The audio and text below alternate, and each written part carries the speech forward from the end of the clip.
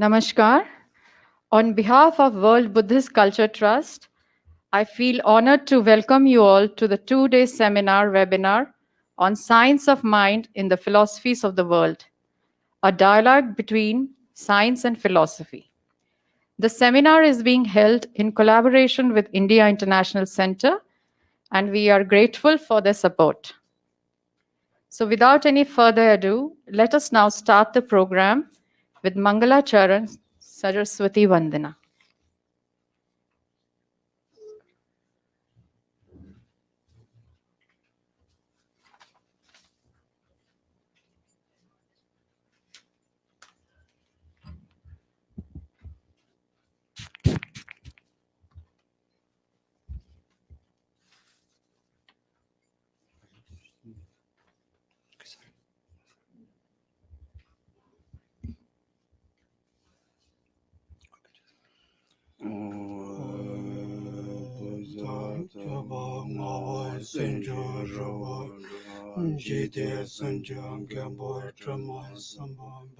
Sanje pema dande jiba shengawa dana jide ke traje tambo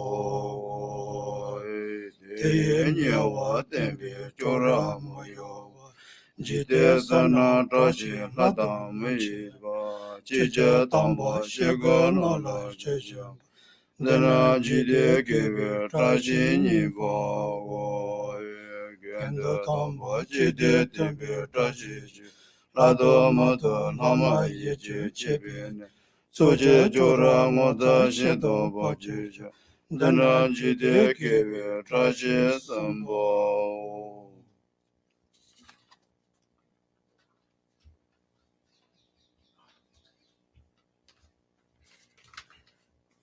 Thank you. I am pleased to invite the Director of India International Center, Mr. K. N. Srivastava, to kindly give his welcome address.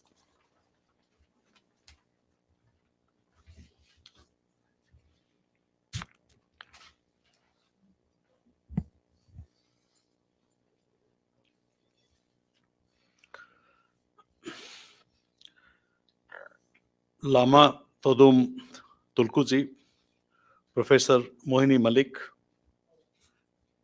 eminent scholars, ladies and gentlemen.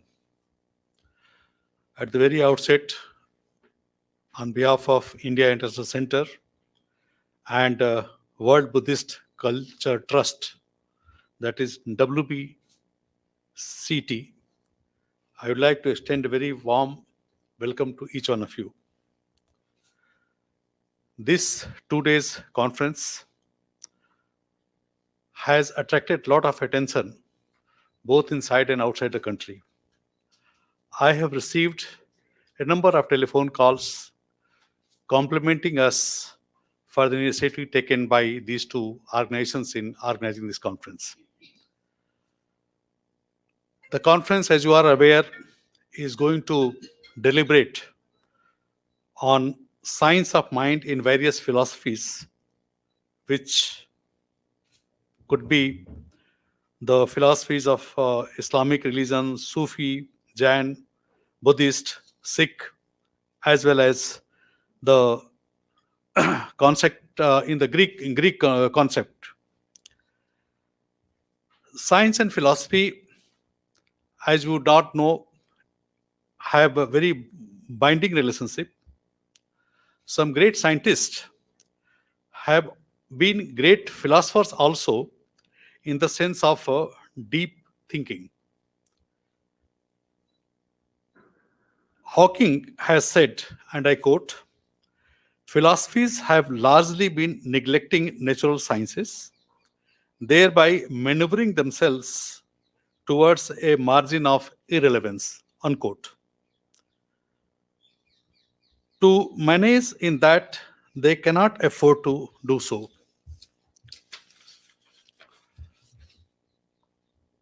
Being a science student, I recall my university days. I was basically a physics student. The professor would be, teaching us the quantum physics, and I can recall that many, scientific formula principles have been developed initially through the postulates routes. Some postulation was made, and on that further development took place, and ultimately they were able to discover something great, in the field of science. Quantum physics, and more particularly the quantum mechanics, is one which really gives us to understand as to how intricate relationship is there between science and philosophy, particularly when it discusses the relationship between the uh, between the particles and wave. Einstein, the great scientist which this world has ever produced, in philosophical principles, in furthering his understanding of quantum mechanics, he has been very, very, forthcoming in defining the relationship between the philosophy and the natural science. I would not like to deliberate more on this, except to say that there is a synergy between science and philosophy, and the need of the hour is that we recognize that. And I'm quite sure that in these 2 days deliberations, this aspect is going to be deliberated in greater details, and many new facets will be brought on table which hitherto have not been known to the public at large. With these few words, I once again like to welcome each one of you to this conference, and I'm really eagerly looking towards the deliberations that are taking place over here. The program indicates that several important and very acknowledged scholars are going to deliver their talks. I'm sure this synergy between science and philosophy is going to be brought out very clearly in these two conferences. Before ending, I would like to say that I'm particularly grateful to Lama Tulkuji, whom I have been knowing for several decades. It is his initiative, and the good, appreciations, the compliments that we are getting for holding this conference. I would say that the credit should largely go to the initiative taken by him. So, with these few words, once again, I welcome each one of you. Thank you very much.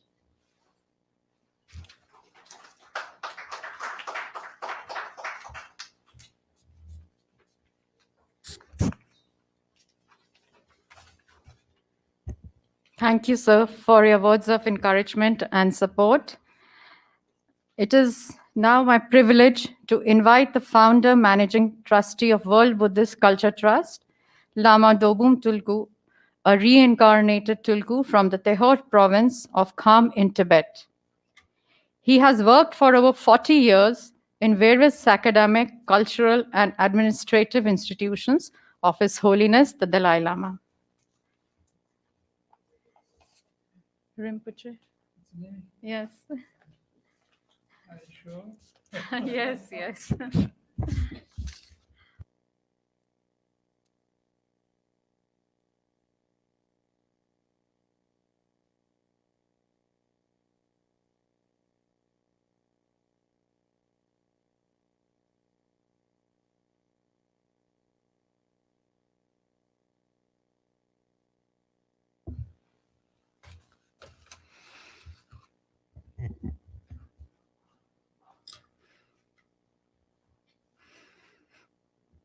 Thank you, Kumodji.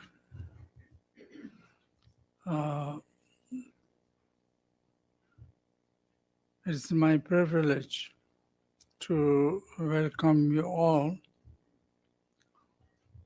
those who are present here physically, actually, and others who are attending this seminar, today's seminar, virtually. And of course, those who have given their thought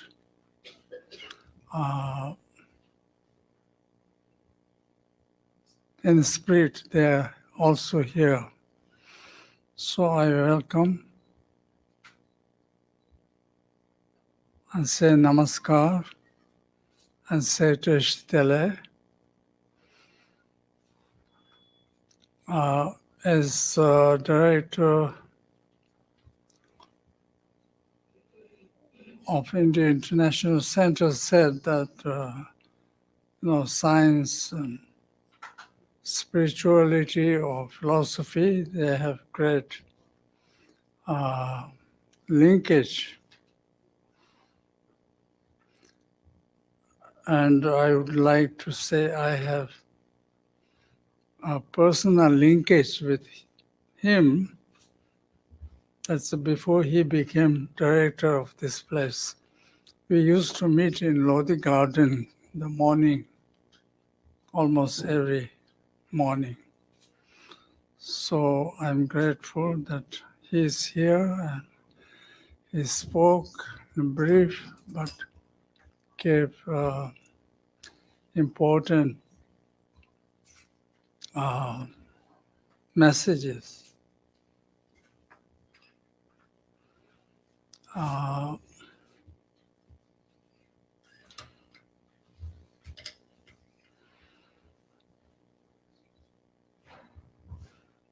I have experience of working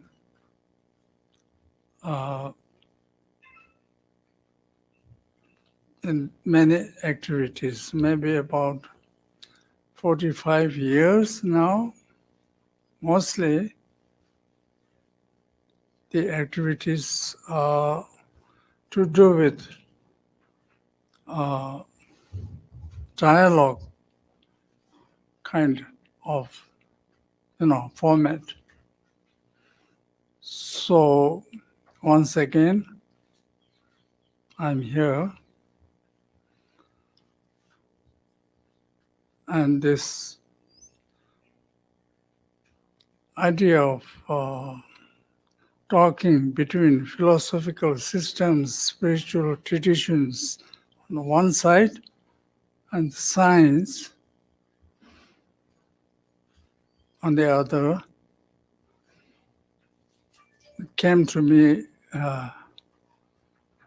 kind of natural.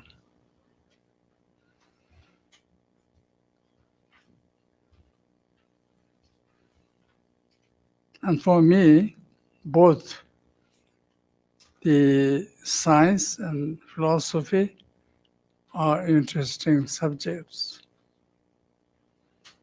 Interlinkages between these two is even more, should I say, intriguing to me. I was told that the term science is derived from scientia, right? A Latin word which refers to knowledge generally. The term scientist was coined only in 19th century.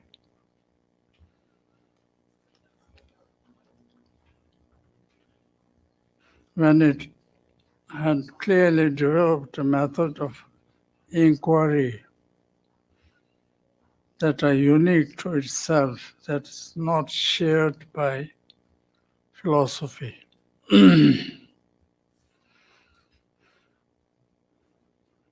Let me go back to my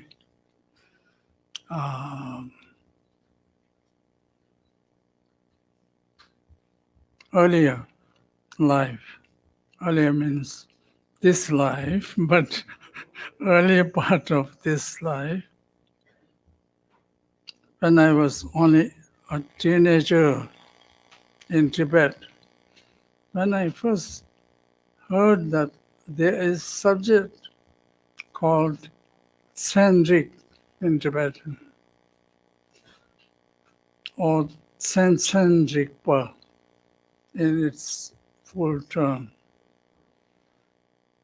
Its full form is sensible, and in short, it is centric. This term is said to have coined by the famous Tibetan Amdo scholar Dobi Geshe Shirap Gyatso in Beijing when he was working under the new regime of China. It means the method of learning a particular subject such as natural science, including physical, earth, and life, and social science, is studied by dividing it into many small subdivisions. That was the idea, at least in those days.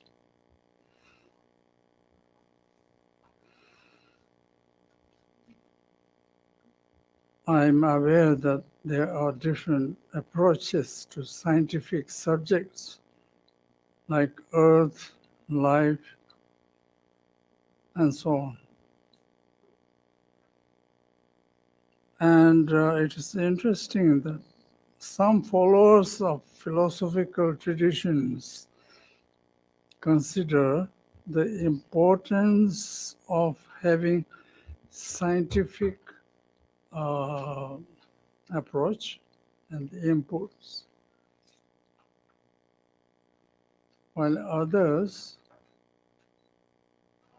other believers of certain traditions say that these scientific, so-called scientific ideas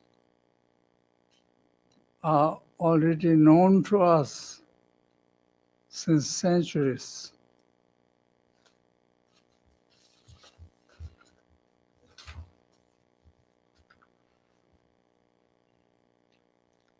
I'm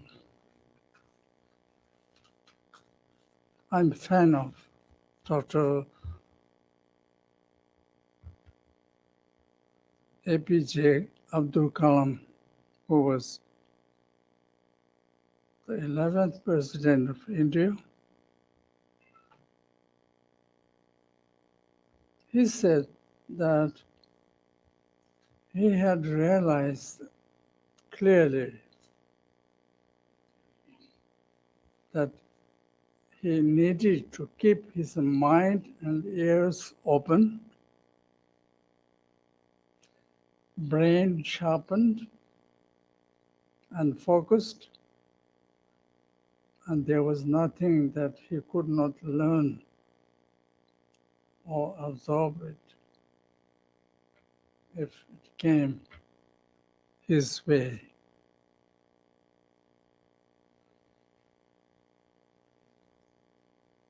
He also says at St. Joseph's, when introduced to the concept of such atomic physics by Professor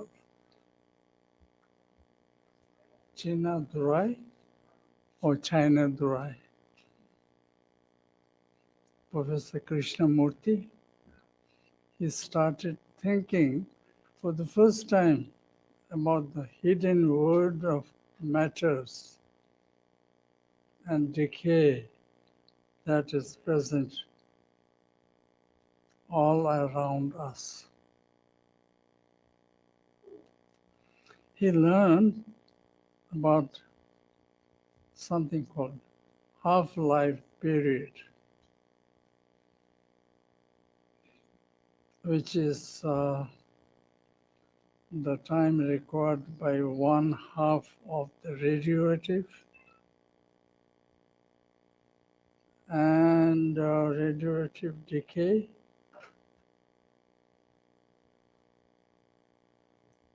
which is the process by which an unstable atomic nuclear loses by radiation. He also got thinking about so-called dualities of science and spirituality, and they really all the different, were they really all the different from each other as they were made out to be? He asked, if at atomic level particles can become unstable and disintegrate, how far was it removed from the state of all human life? He also says, science sought to provide answers to all natural phenomena,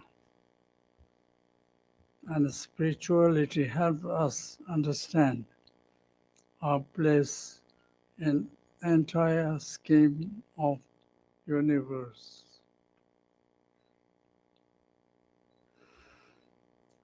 When I read these passages in his book, My Journey,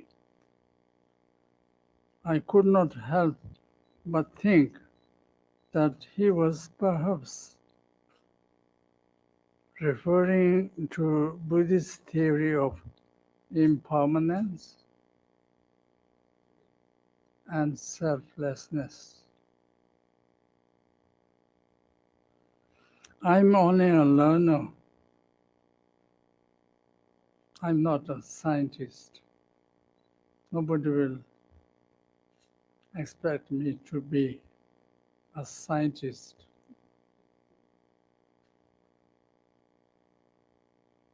I'm so only a learner. So I'm looking forward to the to be enlightened on these subjects.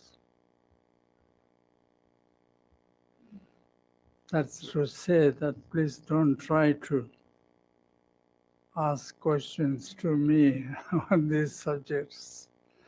I'm saying this because I think it's important for the people who are interested in, learning spirituality and science side by side. Especially, I would like to mention here that a good number of monks in the monasteries in Karnataka are listening online just now, and many of them have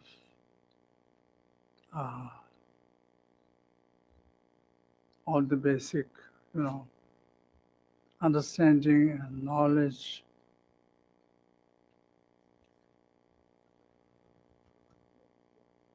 Now I mention few passages from His Holiness the Dalai Lama's thought. His Holiness said, I must say it is not quotation. I made these selective passages because the book I read called Science of Mind and Life, I think. It's sometimes very long passages and so many commas. So it's difficult for the readers.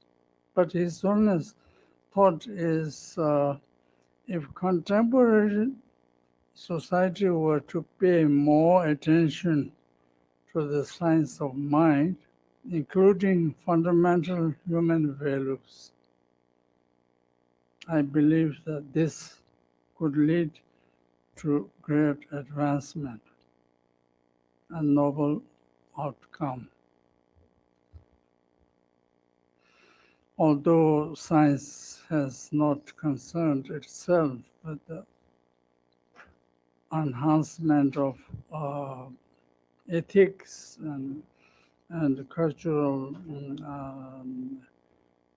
cultivation of basic qualities of mind such as kindness, it's clear that science has emerged as a means to serve humanity.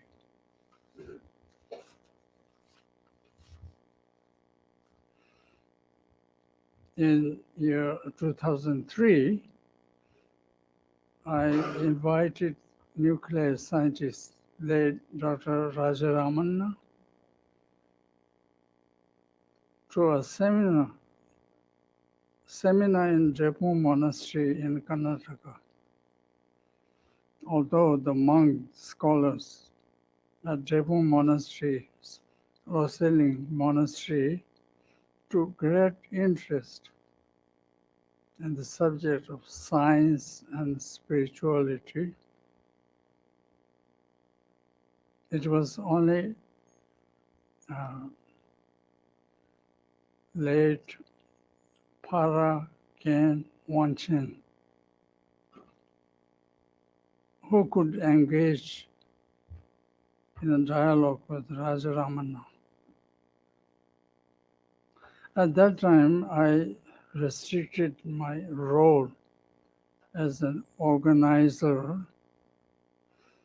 and gradually I came to believing that science as a subject is not my cup of tea.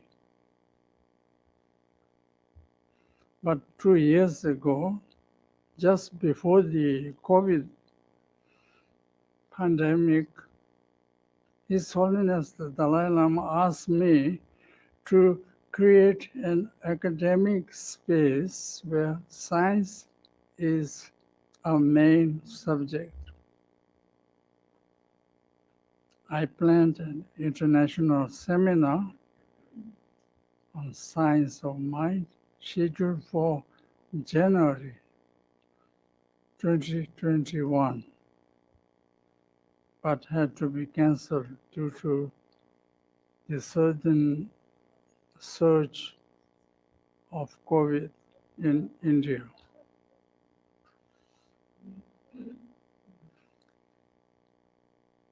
Better late than never. I'm happy to have a gathering of learned and kind friends, speakers, scholars, and not forgetting participants online to engage on the topic for 2 days. To make this possible, I owe huge gratitude to the director and all the staff, especially Tete, and of course, our core group. We have something called core group we have created. The members of that, some of them, I think most of them are present here. Dr. Sudhamai Regunathan, Dr. Veena Sachdeva, Professor Ashok Vora, Mr. Ranjan Rani, Kumud Gaba, Mr. Kiran Ganguly, and Ronesh Roy.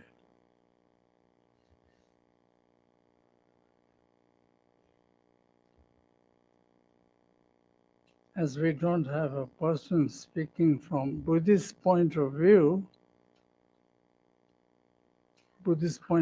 separately, it seems to be appropriate to place here a quotation which is a bit different than the regular popular quotation.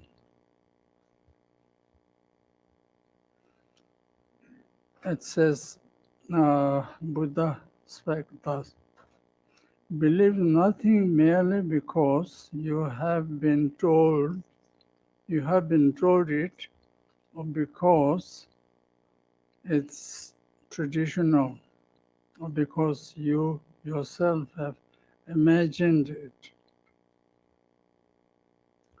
Do not believe what your teacher says, what he told you, merely out of respect to the teacher. But whatever, after due examination and analysis, you find to be conducive to the good, the benefit, the welfare of all beings, that doctrine believers and clings to and take it as your guide. This version of Buddha's quote I found recently from old material given to me personally by late Dr. D.S. Kothari on 10 July 1965.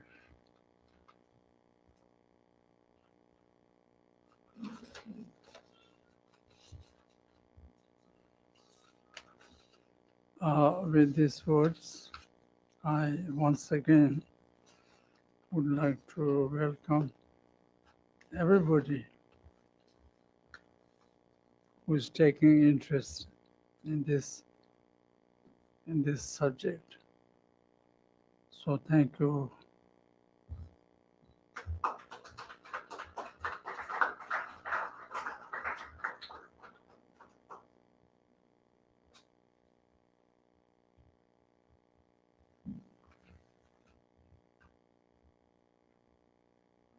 Thank you very much, Rinpoche. Now I would like to invite Professor Mohini Malik to kindly present her paper. Professor Mohini Malik is an accomplished philosopher and Commonwealth scholar. She has PhD degrees in Western epistemology and in modal logic from Lucknow and Manchester University, UK. Professor Malik was awarded the Homi Bhabha Fellowship. She also held an ICSSR Fellowship to London School of Economics.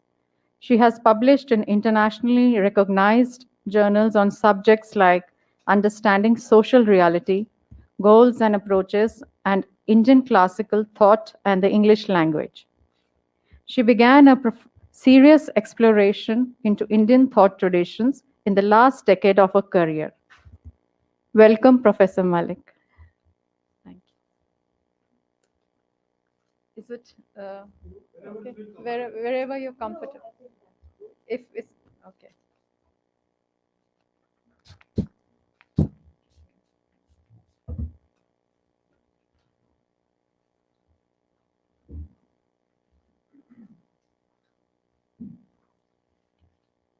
Thank you very much, and good morning to all. I'd like to start with a short invocation of my own from the Kena Upanishad. That which is the hearing of our hearing, mind of our mind, speech of our speech, That too is our life breath, the life of our life breath, and sight of our sight. The wise are released beyond, and they pass from this world and become immortal. I'd like, in fact, to begin by drawing your attention to a couple of words in the title of my presentation, which perhaps you have in the program. It is the mind, its role in Indian and Western thought traditions, a contrastive approach. And the two words that I'm highlighting at the moment are role. One is role, and the other is contrastive. I'd like to start with the second term. It's a methodological term. Now, we as philosophers are familiar with the idea of comparative philosophy, but I want to make a distinction between that and what I propose to do today, which is not to compare, quite emphatically not to compare. And the reasons are that the following. Comparisons between cultures become willy-nilly evaluative and judgmental. The more dominant culture, intellectually, politically, even culturally, sets its own hegemonic standards of comparison, thus vitiating the entire process. In fact, recently, some scholars have opted to do what they call fusion philosophy. Maybe they were inspired by fusion cuisine, I'm not sure. They self-consciously go beyond borders. I am going to avoid this option as well, in the conviction that we are likely to lose what is of unique and enduring worth in the worldviews thus fused. If you fuse two worldviews, you lose what any individual worldview is offering. Thus, the recourse to contrast in what follows. The word role is also, for me, significant. It's been used in preference to the term maybe function, how does the mind function? And it serves to draw attention to the fact that all concepts available in a language are embedded in a larger world picture, in a larger conceptual framework which they encode. Thus, the work done by any concept is determined by the ends it serves in the cognitive framework of the system, which alone gives it significance and meaning. The primary concept for discussion today, in the next 2 days, is of course that of the mind, to which we now turn. In referring to the Indian traditions of thought, because I will have to do that as I go along, I hasten to make clear that no assumption is here being made that we are dealing with a monolith. There is not one Indian philosophical tradition. Yet, as in many other facets of life in this country, there has existed a unity in diversity in the central concerns of the philosophical schools, both of the so-called orthodox and of the heterodox variety, which includes Buddhism, with which we are also going to be concerned. The Charvak school, the materialist school as it is described, reacting to these very concerns, is no exception. since it is also now concerned with the major questions that have been raised in the Indian tradition or traditions. Although very divergent in the detail, we find that the roles assigned to the human mind in channeling man's interaction with the natural world and his own inner affective responses, ending only in his final release from the world itself, are remarkably conciliant. That is the reason that we can talk of an Indian philosophical tradition at all. Now, coming to the specific, manas is the term in Sanskrit, mano in Pali, that has been translated as mind in the literature that is produced by English-speaking scholars, which includes me. And in the course of the next 2 days, we will no doubt learn a great deal about the subtle differences in the conceptions of the mind as developed in these schools, both the orthodox and the heterodox, and elsewhere in the world.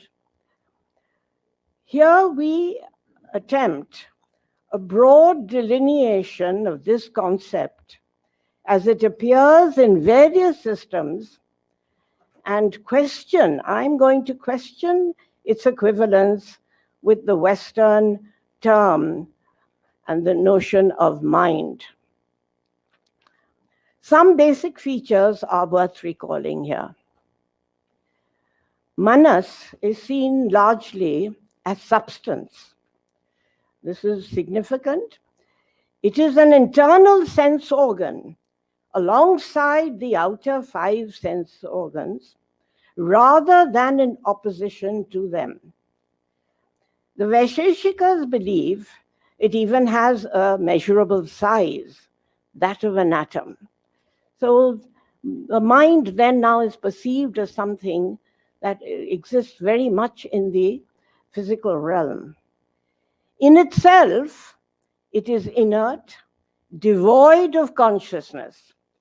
So I want you to note some of these features as we go along, because they are what distinguish, I think, finally, the Indian philosophical tradition from the Western. So the manas is seen as itself inert and devoid of consciousness, but it is sensitive to stimulation and can respond to stimuli with pleasure or pain. Hence, it is not the substratum of knowledge. Jnana or jnana, another term which requires deep analysis, and I hope there will be another seminar on this particular notion, the notion of knowledge. What is it to know? What do we know? But an instrument, it is more a conduit of data to the self. Or we can think of manas as a gatekeeper. The self, the solid light of consciousness, or as in Buddhism, it's to the stream composed of momentarily existing states, bundles of consciousness, vijnana or vijnana. Now, the sorts of reasons adduced for this attenuated view of manas, and I say attenuated, it is attenuated if it is understood as mind is understood in the English language. These are instructive in themselves. For instance, it is claimed that manas is destructible because, being part of the body, it is produced like a pot. But true knowledge cannot be based on the finite, on the destructible. So here immediately we are faced from our contemporary point of view with the problem of how to look at the problem of mind in the Indian tradition. Contemporary philosophers writing in English and trained in the principles of Western philosophy have indeed noticed these singularities, quote unquote. For instance, and I'm going to make some reference to prominent philosophers because they are the ones who have given us what we might term or describe as the received view of the nature of Indian philosophical thought. Mohanty, for instance, J.N. Mohanty remarks, and I'm quoting, "It is well known that for most Indian philosophers, mind," and in brackets, this is Mohanty's brackets, "if that is how manas is to be translated, is rather a subtle form of prakriti or matter, a non-conscious sense organ." So I want you to notice that this philosopher is questioning. We are writing in English, but he is questioning the translation or the understanding of manas as mind in the English language. And that is going to be the focus, in fact, of what I am saying today. Clearly, Mohanty has misgivings about this translation. I mean, otherwise, why would he say, if that is how it is to be translated? But such is the compelling pressure of the paradigms in which we now think and work, that we continue to use a discordant terminology, even if it only serves to obscure the original intention. Notice that any notion of a knowing mind, leave alone a reasoning mind, the critical or the creative mind, is hereby ruled out. Manas is indeed a necessary but not sufficient condition of knowledge, and certainly not its locus. So, where shall we look for the true locus of mental activity in the major Indian systems? It is not in Manas. The answer must lie then in the Chit, Chaitanya, the consciousness, or as in Buddhism, Vijnana, Vinyapti. These are the terms that are used. When we now turn to this complex notion, that is of the Chit, and venture to delineate its role in Indian thought, we meet with fresh problems. But let us not anticipate them. Consciousness, for most systems, Charvak is the major exception, performs the function of illuminating, hence revealing and manifesting its object. It is itself the seat of justification that anything exists, because if anything exists, it will appear in the consciousness. Since it is the sine qua non of experience, all our experience is dependent on our consciousness.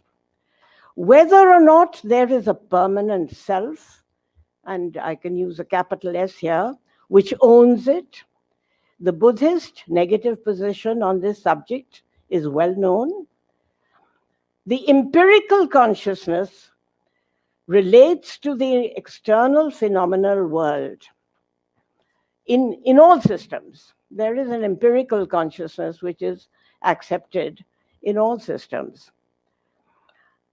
Although about the ontological status of this world, there is further debate between the realists and the idealists. And we're not going to get into that. However, consciousness can and does exist beyond the phenomena it illumines. So there are levels of consciousness, as I think most of us are familiar with these notions.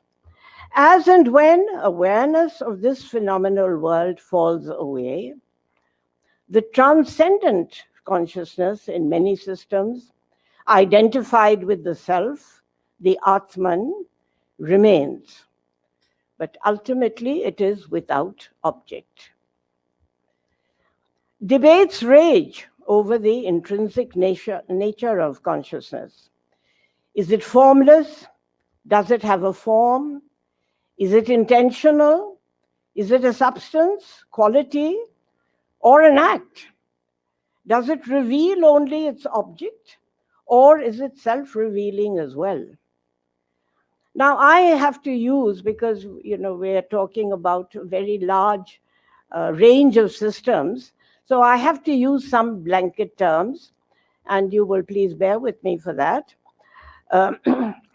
So consciousness I am using as a blanket term because it appears as buddhi in some systems, as vijnana in the anatta doctrine of Buddhism, and even as Atma itself, that is the self, as in Advaita.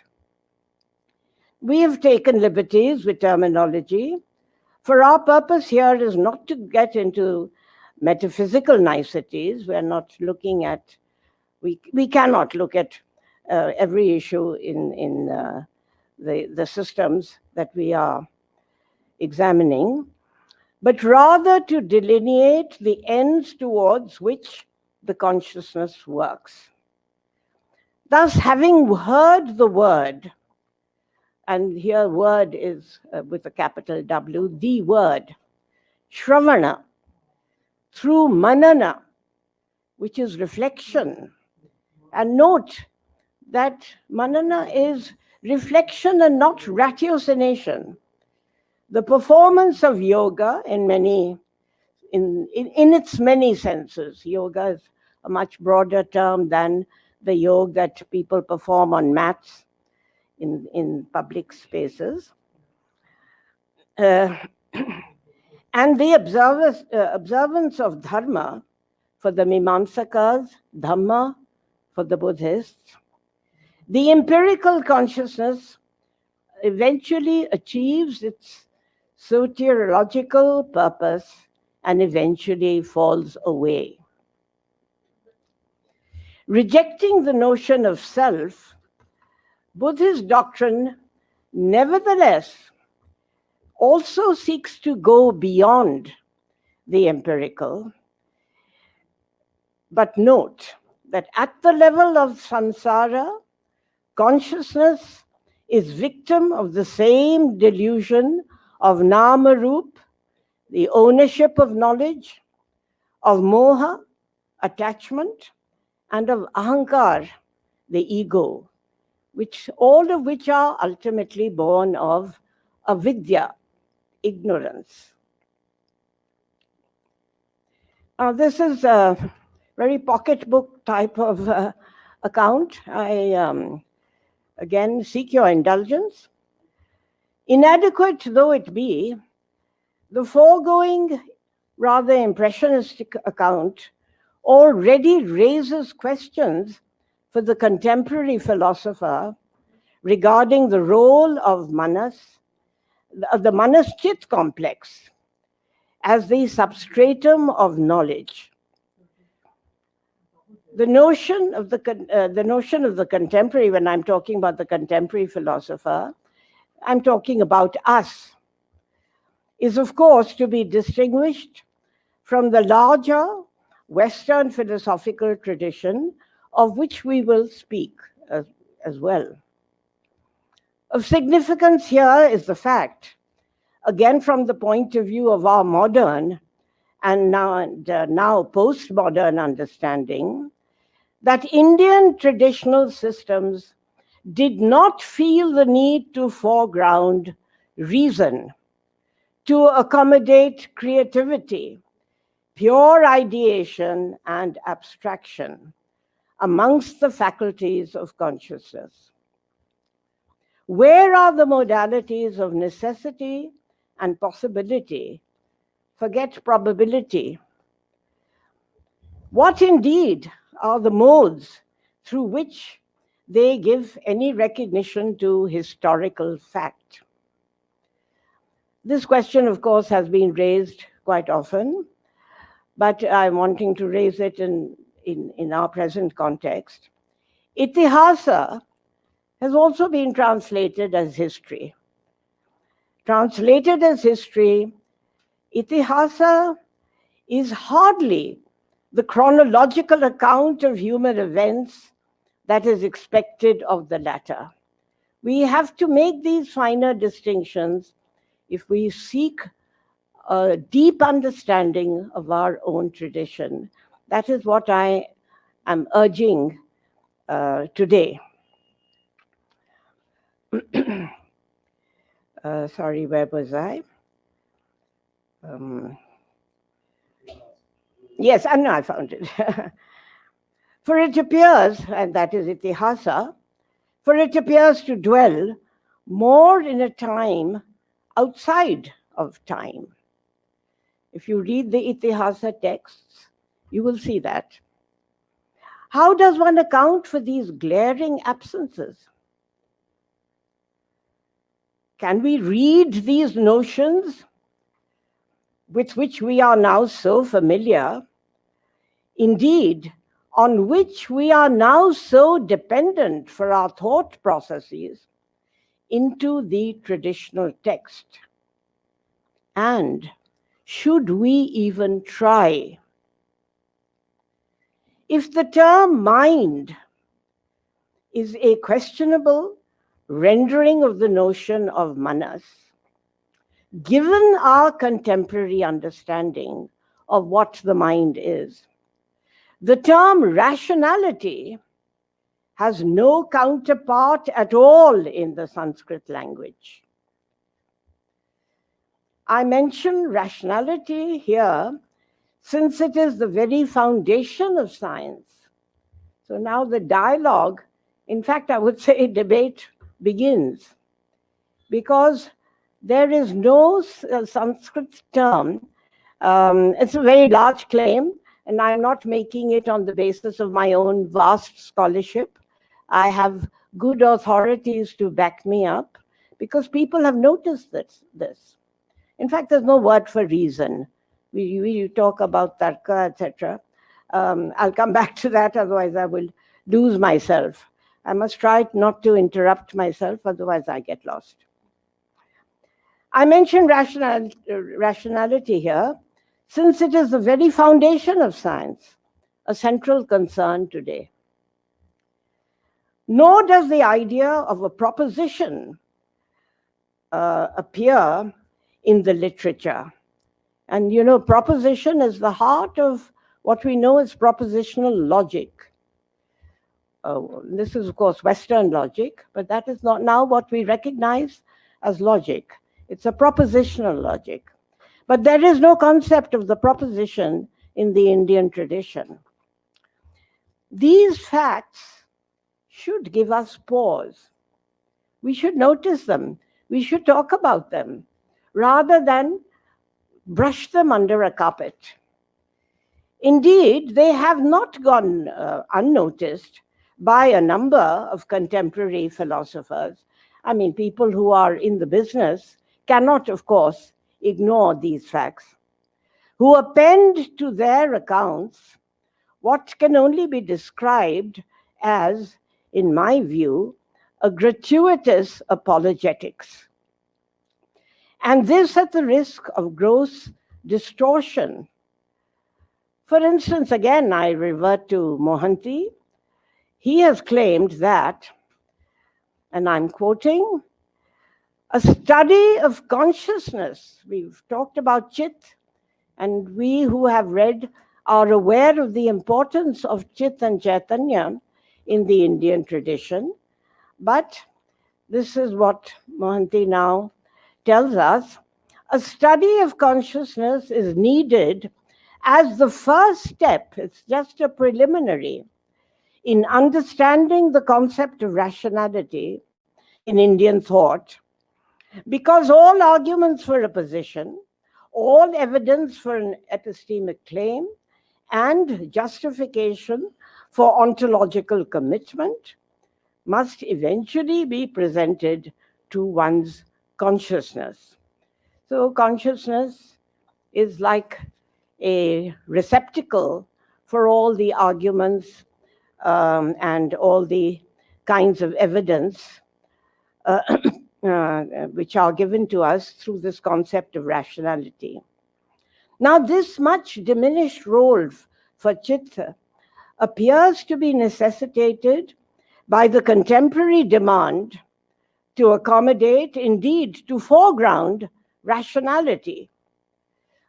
Again, in a work on the classical philosophy of India, which, despite all that we have just noticed, has as its subtitle the phrase, the proper work of reason. See, Indian philosophers, on the whole, are obsessed with the notion of the rational, and for reasons which perhaps we can now begin to glean. The concept is absent.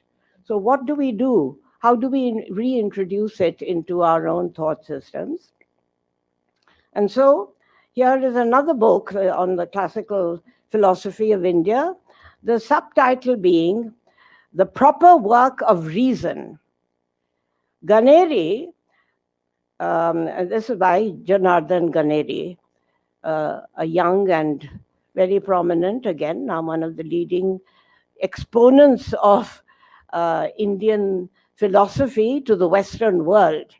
And of course, these exponents, and I mean, we're all guilty of this, do think and write in the English language.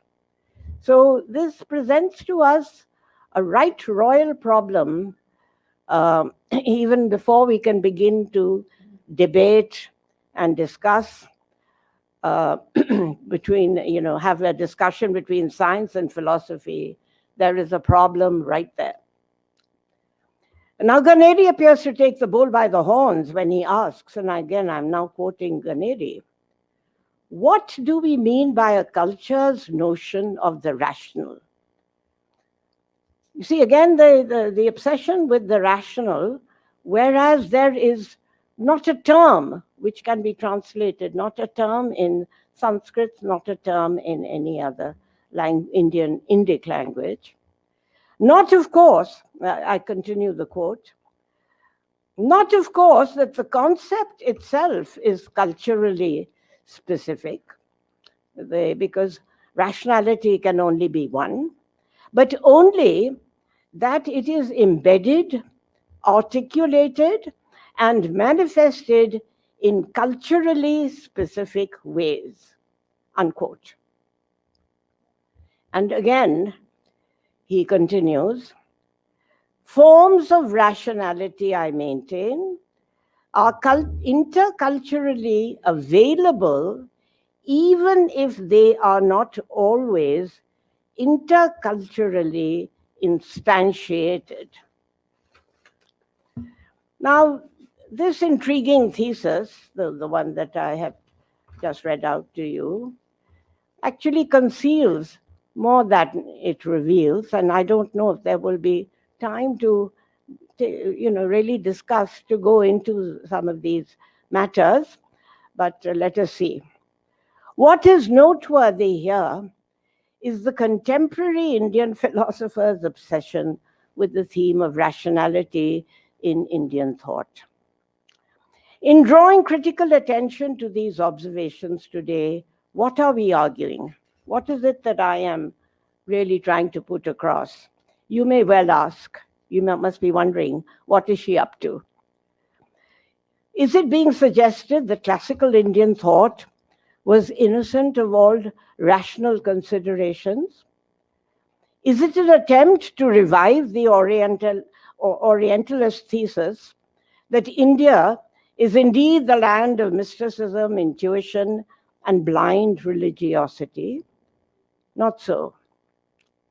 The debate that raged between the different schools of thought reveal, in fact, an intense involvement with critical exegetics, with classifications, and the subtleties of argumentation. Nyaya identified at least three kinds of argument related to the different purposes in debate. And I think I want to stress this, that everything is done with a purpose. And these three, of course, these are just terms, Vada, Jalpa, Vichanda. I don't need to get into them. Elaborate treatises were produced on the arts. The Natya Shastra is a resounding example. What is more, the worldly aims of human life, the Purusharthas, were paid due scholarly attention even as they were recognized as apara. They are of this world. They are not of the final. And yet, it is important to understand them, to study them, and indeed to produce works on them. Thus, we have the Arthashastra, the Kama Sutra, and of course, the Dharma Shastras. And with Panini, along with the later school of the Purva Mimamsa, interpreter of the Vedic word, that is, Purva Mimamsa took it upon itself to interpret the Vedas. Remember that by the time Mimamsa came to life, should we say, or was started, the Vedas had already become very old texts. They were already ancient texts. In the 7th, 8th century AD, the Vedas were already 2,000 years old. And so interpretation was required. And a whole school of thought sprung up. The Purva Mimamsa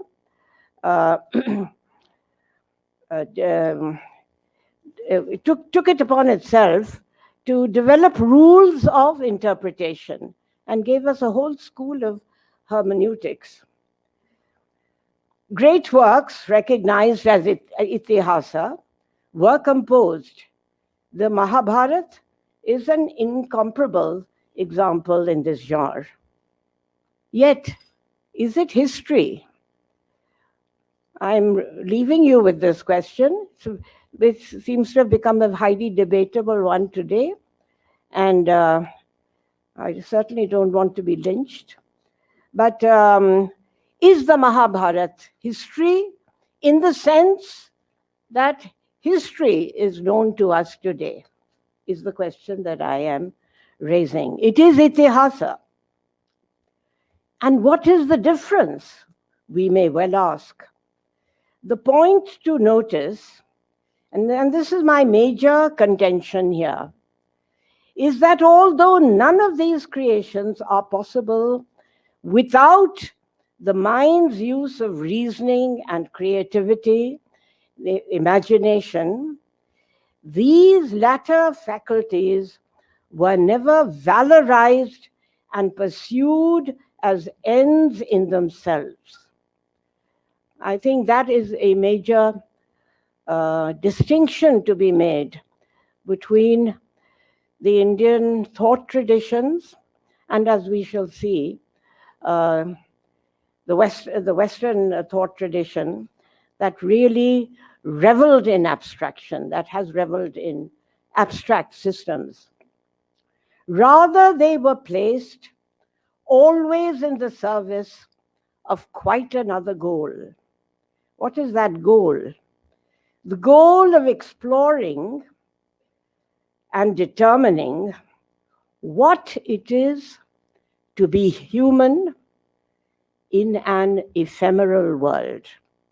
That I am suggesting is the goal that the Indian traditions were geared towards. What it is to be human in an ephemeral, phenomenal, a transient world. Indeed, in a large sense of the word, these products are all offerings. They are acts of yajna, the sacrifice to the powers beyond. Again, I talk about the powers beyond because there are so many conceptions of what lies beyond, and we cannot go into those details here. Witness the invocation to the deity. I think we are all familiar, but how many of us notice why and what is the implication of the invocation to the deity preceding any intellectual text?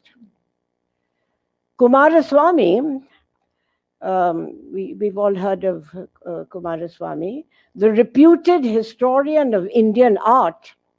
He once wrote, and I quote him because it is so relevant here. These are now his words. When there is agreement as to the nature of man's last end, and that the way, with a capital W, by which the paramount ends of life can be realized is that of sacrificial operation, it is evident that the form of society will be determined by the requirements of the sacrifice. And these include, what did he mean by the sacrifice? Not necessarily sitting around the fire and carrying on in various ways. These include a cooperation of all the arts, of music, architecture, carpentry, husbandry, and of warfare, unquote. So everything that we do, everything that we produce, our products, our mental products, are really in the quest to make this sacrifice so that man can find, in fact, his final goal, his soteriological goal. We have sought to establish that for the tradition, the mind as manas was never seen as the major instrument of acquiring the power of knowledge through its capacity to reason, analyze, and create systems of abstract thought, nor as a vehicle for the subjugation of nature for human gain. Some of these things are missing. It was embedded in a cognitive framework that precluded such concerns. Perception, on the other hand, was a subject pursued in the finest detail. The world is given to us. There is a lot of preoccupation with this very world, this world that we will eventually leave behind. But we must know it and understand our lives in it while we are in it. Because unless we do so, we will never get out of it. That is the large message. Perception, on the other hand, was a subject pursued in the finest detail. The world is given to us. I think I'll need to sit down. I will come back to my chair because, but I just thought, would I be as audible? I don't have to be perceptible. I just.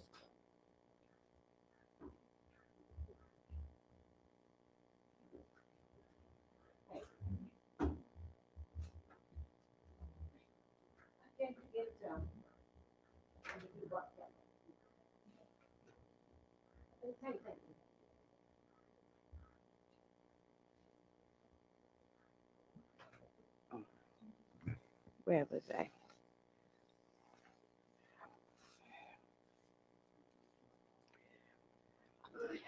The point, yes, thanks.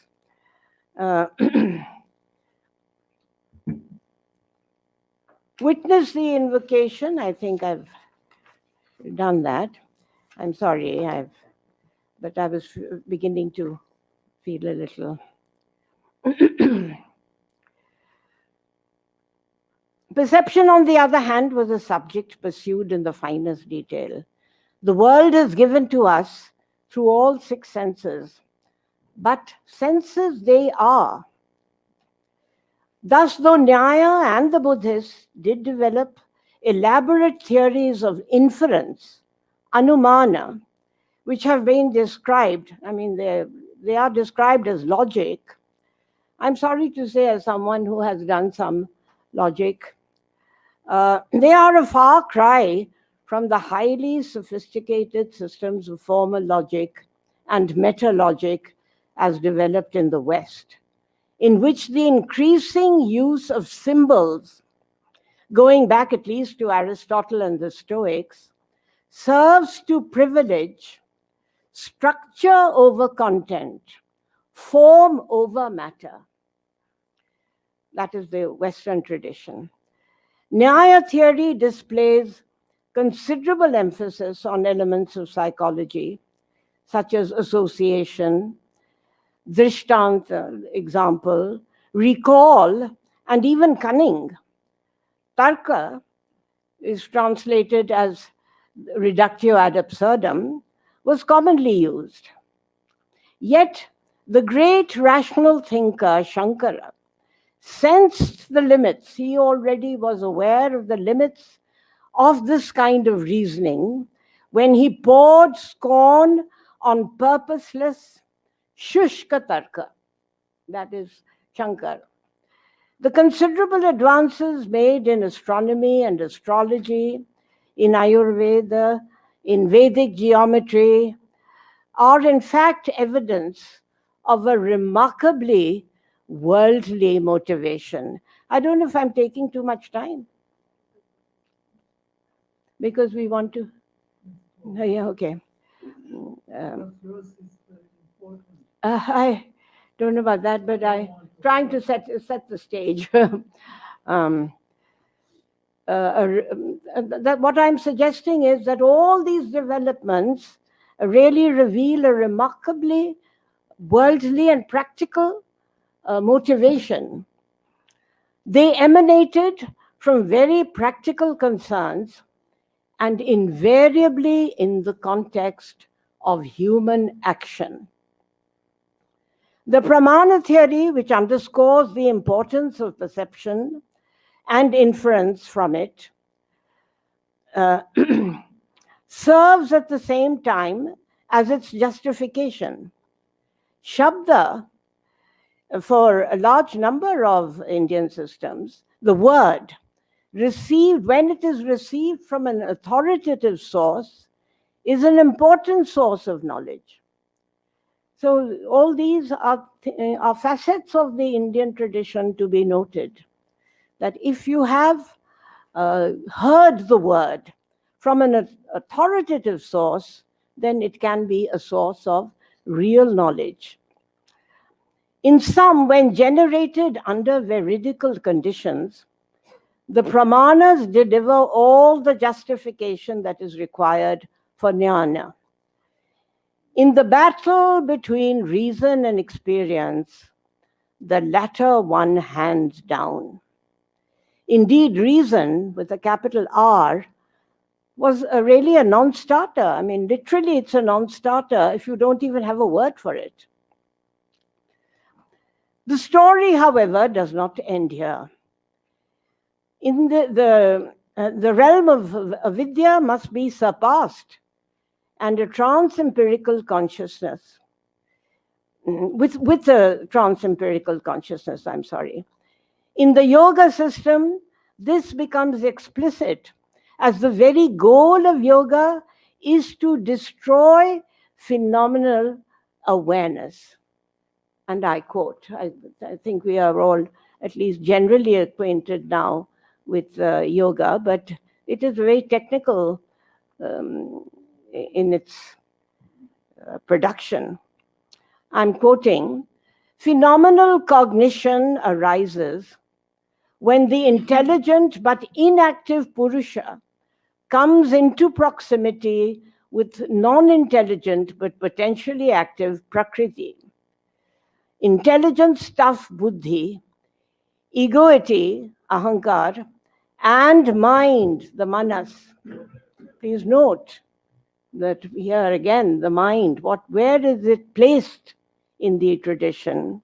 These are all successive stages in the evolution of blind Prakriti. I've quoted from a set of volumes which are called The Cultural Heritage of India. For true knowledge, all these must be overcome. So manas finally must be overcome. Nor, and here's a new thought, nor is the Indian case an aberration among world philosophies. One might think, well, India is always out on a limb of its own. Scholars of Chinese thought have noticed, again, I quote from a work, the profound difference in mental categories and modes of thought between the Chinese and Western philosophies. I mean, many of these scholars are, in fact, Western scholars. We have to give that to them. We haven't studied enough Chinese philosophy, but reams have been written by Western scholars.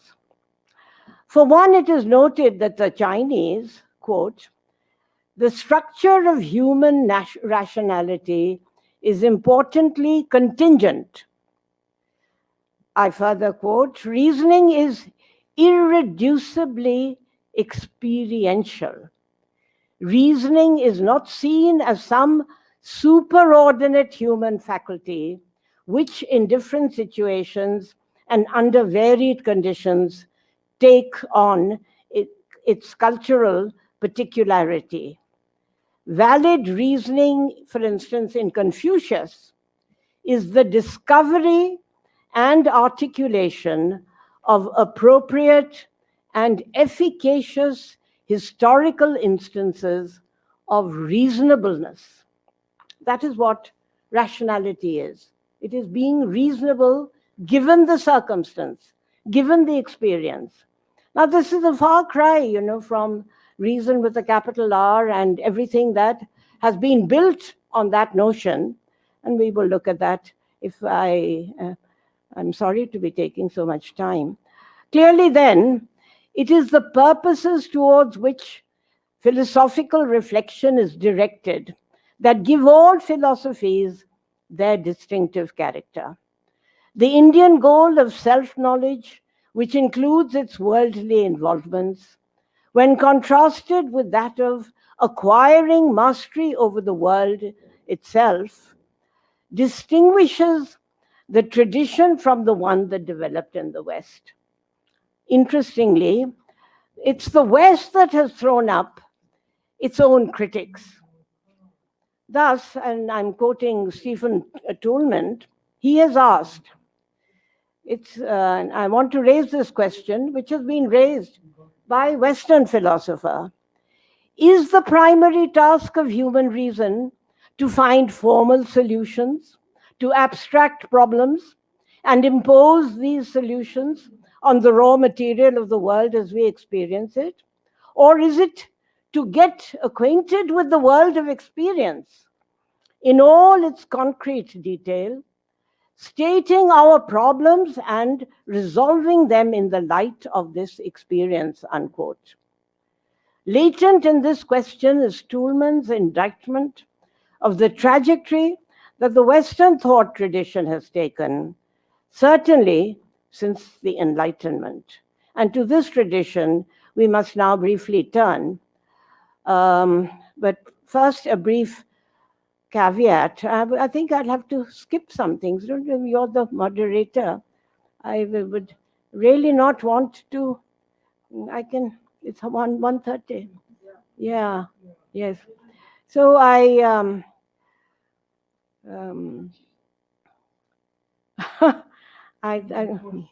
yes. I would like to at least I'm so sorry, but at least some broad conclusions. Perhaps there are questions already, and then we can talk about the Western tradition in the course of questions and the question debate. I don't know. You're just being too polite and allowing me to carry on, whereas I realize it's 1:30. I don't know Yes, if there are questions online. there must already be questions. I mean, the contrast I wanted to make was with the Western tradition, philosophical tradition, and because it certainly has been obsessed by reason with a capital R, and I did have had something to say. I mean, the should we say the apogee of this worship of reason is with Hegel, who said that the only reality is reason, and reason is the only reality, whereas in our tradition there is no word for reason. So I think I must stop here and entertain some debate. One or two questions. Yes. There is no online question. One or two short questions. Yes, I am. Okay, if there are any questions, There's a maybe one or question. two questions, then Yes. kindly put forth.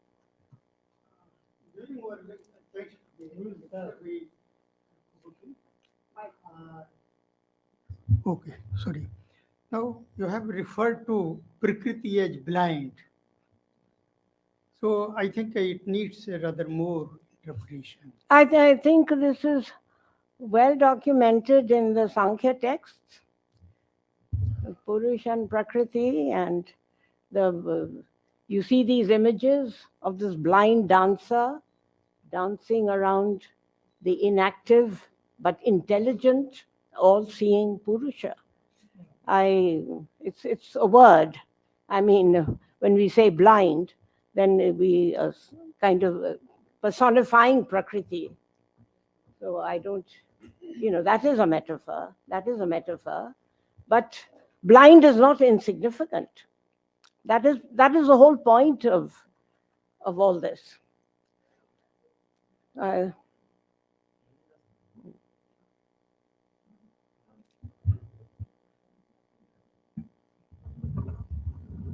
Madam, thank you for this very insightful words. But scientific rationality is universally accepted, even in India. How do we evaluate that from this idea which you said? I don't know what you mean by universally accepted. Are we? I would have to challenge that. Are we a rational people? And then, what does it mean to even generalize in this way?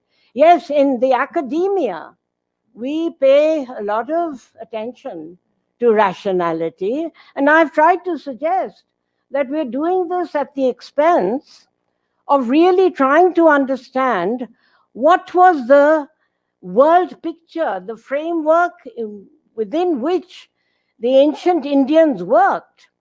Now it is a fact, and I have this also in my paper, which maybe at some point I will complete, or maybe not, that there was this traumatic encounter which we had with the West, as you know, and with the whole advent of colonialism, which has altered our way not only of thinking about thought itself, but has altered the way we understand ourselves. Now, if we really want to adopt rationality, I mean, it's easy to say, in India we've adopted rationality. Does anybody believe that here? I really doubt it. And then what does rationality mean? I mean, just look at the images around you and you will know that there's nothing rational happening around us at all. But that's, I mean, is that an answer enough? Is that answer enough to your question? Yes, thank you. Just a brief intervention. Yeah, just 1 minute. You spoke very well, and in the beginning you said that we should not lump together and use the words like monolithic Indian thought tradition. There's nothing like that. But you have time and again used this Western as a monolithic tradition. I didn't have the time. Yeah. I mean, I've talked about the Indian tradition and made some kind of. Oh, I'm sorry. Oh. And the same is the case with the West. I never got to the West. I'm sorry. Okay. So, Thank you, Professor Malik, for your insights and sharing your deep knowledge. We will pick up this topic of the mind, its role in Western and Indian thought traditions, because it's a very relevant and important topic, and we'll pick it up in our next seminar. And thank you once again. thank you. And now I request all of you to kindly proceed for lunch at IIC Lawn. And we shall resume our next session at 3 p.m. after lunch.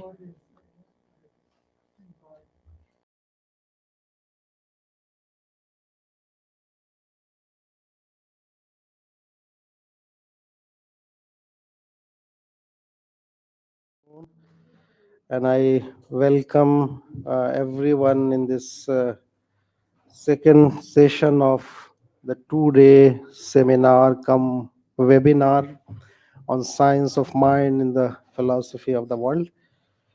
And we are having three presentations in this session.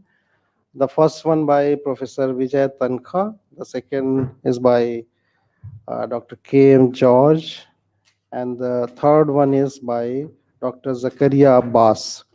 So may I request Professor Vijay Tankha.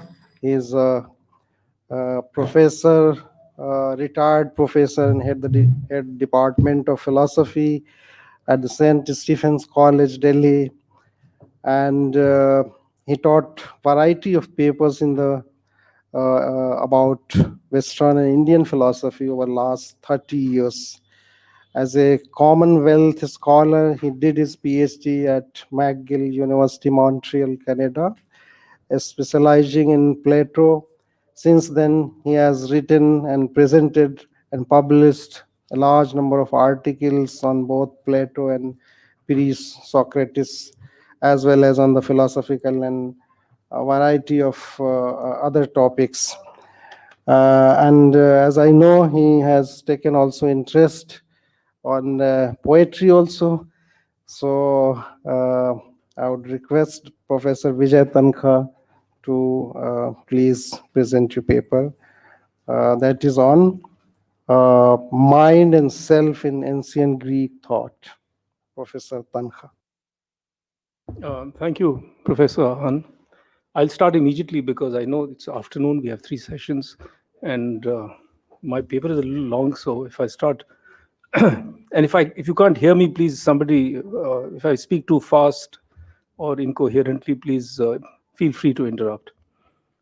So I'm going to go over some of these topics in the course of this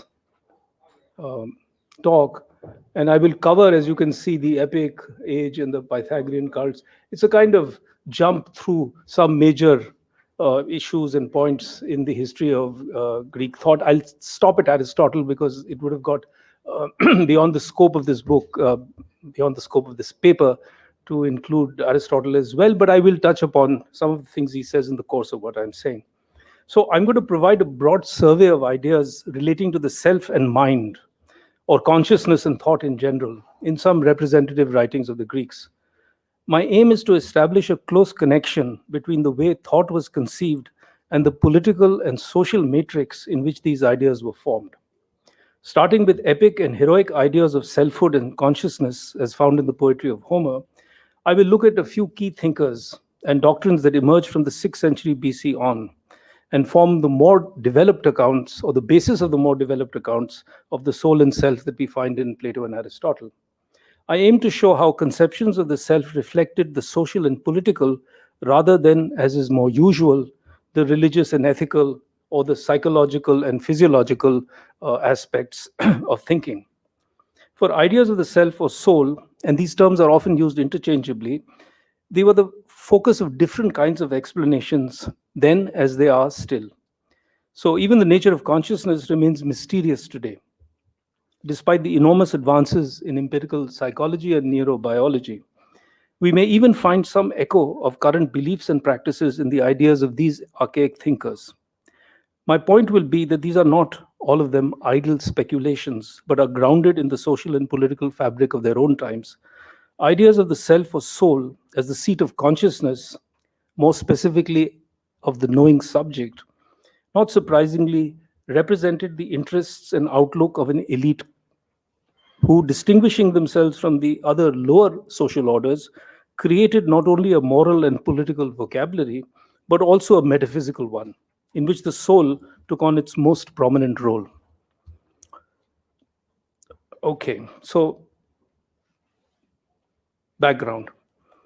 Let's start at the end of the classical tradition, as it is known, with Aristotle's summary account of the development of ideas of the soul or psyche.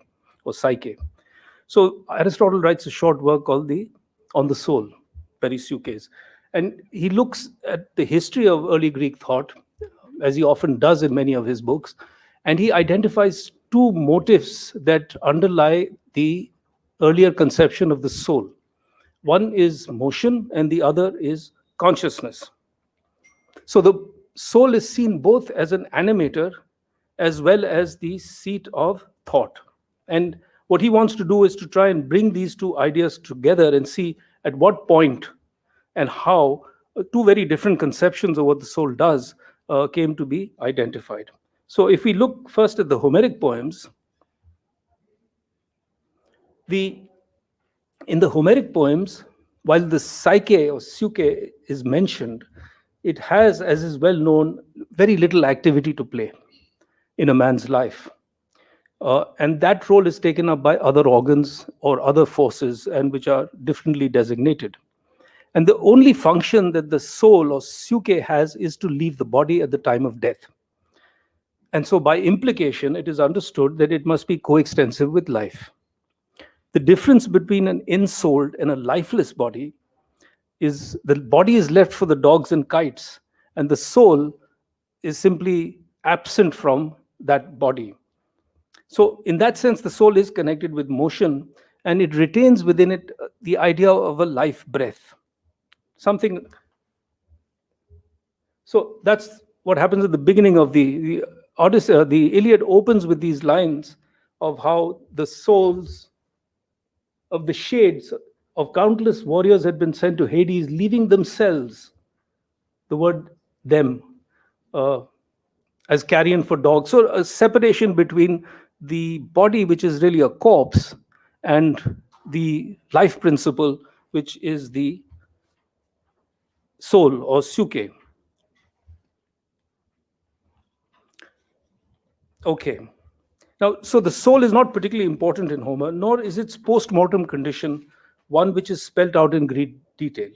It cannot be equated with the personality or the self. This led to the idea, now rather discredited, that Homer had no notion of the self, since he lacked a single term for it. We can say that at least that for Homer, the distinction that became later canonical, that is between the body and the soul, had no role to play in his conception of things. Now, why might be this the case? From the fact that the shades of the dead have to be given sacrificial blood to drink, the idea of their insubstantiality and lack of vigor is stressed. You know, there's a famous scene in the Odyssey where Odysseus goes to the underworld and meets the shades, the psyche of the dead warriors, but they can't speak or communicate with him, and he has to sacrifice blood and pour it so that until they drink of blood, they cannot communicate, they cannot use language, they cannot comprehend what is going on. And this, we'll see something about blood later. So now in the heroic imagination, while death is the lot of every man, it is what distinguishes mortals from gods. What endures is not the soul but fame, which can only be won by great deeds. In an oft-quoted passage, the Trojan hero Sarpedon, who is going to his death, in fact, says to his companion Glaucus, these are the words he says, that if we were going to be unaging and immortal forever, then I wouldn't fight in the front ranks. But since death is inevitable for all, you know, either we will give glory to boast of to someone else by being killed by them, or someone will give it to us. So it is not merely, of course, the fact of death that necessitates the heroic choice, but the value system that enshrines and makes explicit what it is that the hero must aspire to or do. So here is Glaucon in the Sarpedon in the same speech, giving a reason why he is honored among all, above all men, and with meats and with full wine goblets, and all look at us as gods, and we are assigned a great estate by the banks of the river. Therefore, it is now right that among the front ranks we stand and encounter the blazing battle. So the heroic choice of death is what gives meaning to the hero's life. That is, he is able to wage his own life. And therefore, there is no real conception of the afterlife, nothing like immortality of the soul. And the question of post-mortem survival is not looked upon in any sense with hope, since for the warrior code, fighting and feasting could only be done by the living. The heroic death gives value to the poet's song, for the poetic praise of their deeds is what guarantees them immortality, preserved in the memories of succeeding generations through the songs that sing of their deeds. So the whole subject of the poets, the heroes in both the Odyssey and the Iliad, is the great deeds of these different heroes, of whom Achilles is the paradigm, and the best of the Achaeans, as he himself and others acknowledge. Now, since his birth, Achilles was given a choice between a long life in obscurity and a short life but ending in glory. And naturally, as I think everyone's seen the film, he chooses the short but life in which death is short to him. So while in Homer, the psyche has no function other than to leave the body, it does reappear as an image or eidolon of the individual, bearing both memory and desire, as when the shade of Patroclus appears to Achilles. But it lacks strength, menos, the very real aspect of the heroic self, a word of much greater frequency in the epic than Psyche. The dead are really without power. The shade, bloodless, is lifeless. This accounts for their inability to either know or influence earthly affairs. So consciousness is completely absent and not part of the way in which the soul is seen in the epic. But while the identity of a person is not conveyed either by the notion of a soul or self in an abstract sense, nor is there any distinct category of mind, the Homeric hero is nevertheless strongly individuated. The warrior ethic is marked by key value terms which constitute the social and cultural matrix for the age in which the poets sang songs of their deeds. The glory, kleos, that the hero gains in song has as its material correlate the tomb where his ashes are buried. Now, the word for tomb is sima, the sima. We'll see the sima in a bit. And these tombs became sites for different hero cults that were closely connected to the cities that claimed them as their own. The tomb marked the physical and spiritual presence of the hero. The courage of the hero in the face of death is what marks him and becomes his essential virtue, one which is incorporated, as we will see, in Plato's constitution of the soul and the fabric of the city. So what I'm leading up to is eventually the way in which Plato organizes the principles which he sees as constituting the soul. And from the epic age, as it were, he takes the notion of Andrea, manliness or hero, from this value system. Now, after so courage, Andrea, manliness. Now, thereafter, in the post-epic age, you get a variety of religious cults. I can't go through all the different things that different cults did or did not do, but I'm going to focus mainly on Pythagoras, and whose name is familiar to everyone, but was not, in fact, in antiquity known for the theorem, which is now named after him. He was known for other things like transmigration of the soul, some notion of immortality, and some dietary restrictions, as we'll see. So apart from the cults of the heroes enshrined in their tombs, the Sima, there are other major cults that transform the heroic understanding of death as the limit of life. The mystery cults of Eleusis, the Bacchic, Orphic, and Pythagorean cults. Little direct evidence is available about their doctrines and practices because didn't commit themselves to writing until much later. And but it's the Orphic formula. The soma is a sema, the body is a tomb, which Plato later takes up. And here you can see the heroic values are inverted. So the tomb of the warrior, which was the mark of his greatness and a memorial to him for future generations, is now become the body. Everybody's body is a tomb for them. So the soma body is a sema, is a tomb, is a way in which these at least some of these cults now looked upon the relationship between body and soul. So the Orphics radically divided the body and soul, making the former an encumbrance and source of evil, one which must be escaped by a process of purification, bringing to the fore the idea of the soul as a moral agent and its destiny independent of the body. Orphic doctrines must have offered a more egalitarian outlook to ordinary people unmarked by social status. So the heroic cult is really something that the elites had, and the evidence of that is in the written works that are perpetuated. We don't have much evidence of what everyday people thought of. And the fact that there are so many different accounts of death and post-mortem existence or non-existence is that it's very difficult to navigate your way through the sort of evidence. But around this time, you could begin to see lots of cults emerging which promise some form of the afterlife for those who undergo initiation. And this initiation may be very brief, like simply a tap on the shoulder or something, or it may involve much more rigorous practices. The Pythagoreans, for instance, said that to enter you had to keep a vow of silence for 1 year. That was one of the trials. So there are various trials that these initiates had to undergo. And you begin also to get now the idea of metempsychosis along with the Pythagoreans.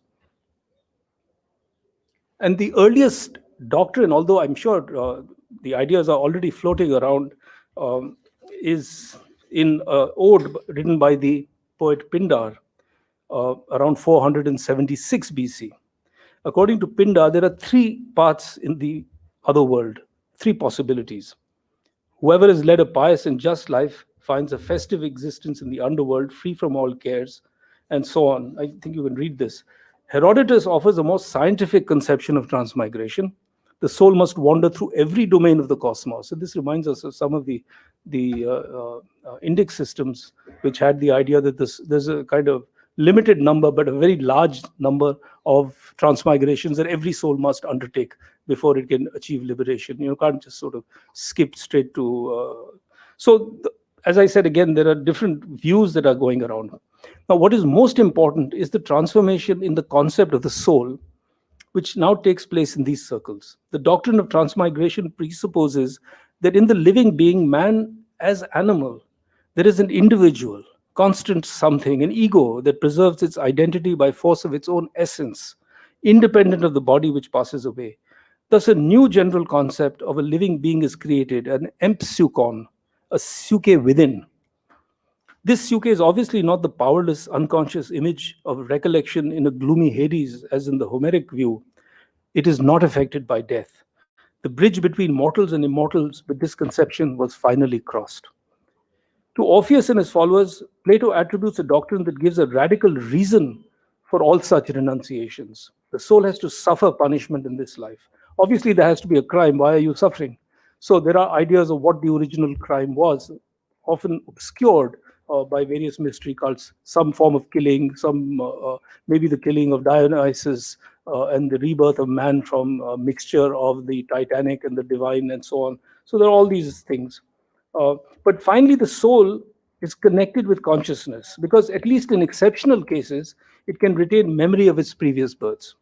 Pythagoras, so the story goes, gives empirical evidence that he was once a Trojan warrior whose shield had been fixed in a temple in Greece. And he says, you look behind that shield, and I scratched my name on it. And the story goes that when they took the shield off the temple walls, they did find that name written on the back of the shield. Of course, these are these stories. Further, the Pythagoreans connect the microcosm with the macrocosm in their doctrine of harmony. So when Pythagoreans say the soul is a harmony, they also have the idea that the soul is like the universe, a musical harmony. Now, the harmony doctrine is really a medical doctrine applied to the body. And now this medical doctrine of balance of opposed forces has been transferred to the soul. The idea that the soul is a harmony and yet survives death is, of course, criticized by Plato, but he adopts various Pythagorean features in his own account, as we'll see. Now, there is little evidence to suggest that the Pythagoreans conceived the soul as a seat of personality and consciousness. The fact that one could have memory of past lives, claimed by Empedocles also, who a generation or two later adopts and adapts Pythagorean ideas, would suggest that there is something more to the soul than some independent stuff that simply moves from body to body. And Greek ideas of the souls of the dead, drinking of the waters of forgetfulness, lethe, had a strong hold on the Greek imagination, so that even Plato, in a later myth, works that into his account of the post-mortem journey of the soul. It would also serve to explain why most people could not remember their past lives. Pythagoras could, because he was an extraordinary person. And in Plato, you get this idea in a dialogue called the Meno, in which knowledge is seen as recollection of something experienced in a disembodied state. So he uses that as a proof of the antenatal existence of the soul. What the Pythagoreans do introduce is the idea of a need for purification. And so the idea of the soul as a moral agent, subject in its history to the consequences of its embodied actions, begins to appear. Purification earlier was part of the vocabulary of ritual sacrifice and was inscribed on the soul by the Pythagoreans and extended to what could and what should not be consumed by them and by other schools. Both Orphic and Pythagorean cults advocated a strict way of life. The Orphic life is determined above all by dietary taboos. Orphics eat no meat, no eggs, no beans, and they drink no wine. So the idea that the body does influence the soul, and to purify the soul, you must purify the body. Dietetics, we still have that these days with emphasis on organic foods and certain kinds of foods as opposed to certain other kinds of food. How meat makes red meat is not only physically bad for you, but is also spiritually bad for you, and so on. These ideas are very much alive today. Now, this kind of purity was in polar opposition to ideas of ritual pollution and expiation, in which animal sacrifices were central. Thus, Orestes, in this famous play of Aeschylus, he sacrifices a pig as part of a ritual to free himself from the pollution of matricide. He's killed his mother. And for that, maybe the killing of a pig and the sacrifice, the ritual sacrifices a pig should be enough to free him from that pollution. The soul in the Pythagoreans, from merely being an animator, now becomes a moral agent responsible for its future as well as its past. What interests did such a conception serve? Transmigration may have appealed to both elites and ordinary people, as it could simultaneously provide a justification for the dominance of the former and hope to the latter for a future birth, allowing them to make a virtue of necessity. Treating the soul analogously to the body, where physical health was seen as a balance of opposed forces structured by the doctrine of the four humors, allows us to say something about physiological doctrines and about the seat of intelligence. I'll quickly do that. So there was a big debate about what is the seat of intelligence. Is it the brain or the heart? So that was really the crux of the debate, and various people took various positions on that. And to anticipate a little bit, Aristotle thought it was the heart, not the brain. So, there was no clear consensus. And this is an early fragment from a Pythagorean by the name of Philolaus of Tarentum. And this passage is interesting in several ways, for it makes a separation between intelligence and life force. Second is the assertion of a link to other life forces, the plant, and here the plant. This is reminiscent of Aristotle's three-soul theory. Plant, which has nutrition; animal, which has sensation and locomotion; and man, which has reason. And finally, the fact that the genitals contain them all situates him within the emerging pangenesis debate that would sharpen within between the Hippocratic medical schools and Aristotle.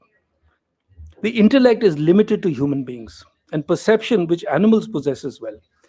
Now, Philolaus has no word for the soul as a whole and uses psyche, which serves this function in Plato and Aristotle, for the psychic functions shared by animals and humans. So now again, it's not that just humans have souls, but all living creatures have some form of soul. So again, the idea of motion is present here.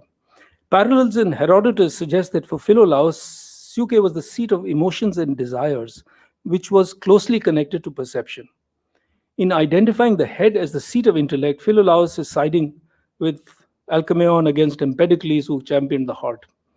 He also makes a firm distinction between thinking and perception, which was already made by Parmenides.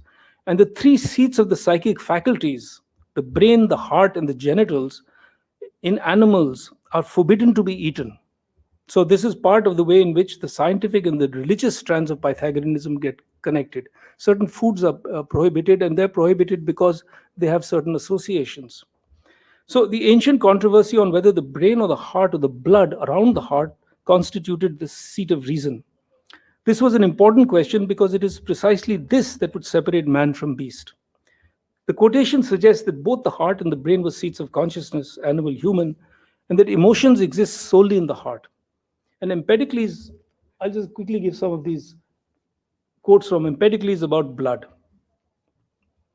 Now, the fact Empedocles is later, he's not exactly a Pythagorean, but he's influenced by Pythagorean doctrines. He declares himself to be a god, but he also introduces, believes in transmigration and is against animal sacrifice because he thinks that souls of your relatives could be in the animals that you otherwise would be sacrificing, and therefore that would be highly polluting. And much earlier, Xenophanes had made an ironical remark about Pythagoras recognizing a dog that was being beaten as a former friend. So this was a joke that Pythagoras recognized this dog from his cries. But it's sometimes used as evidence of the metempsychosis doctrine.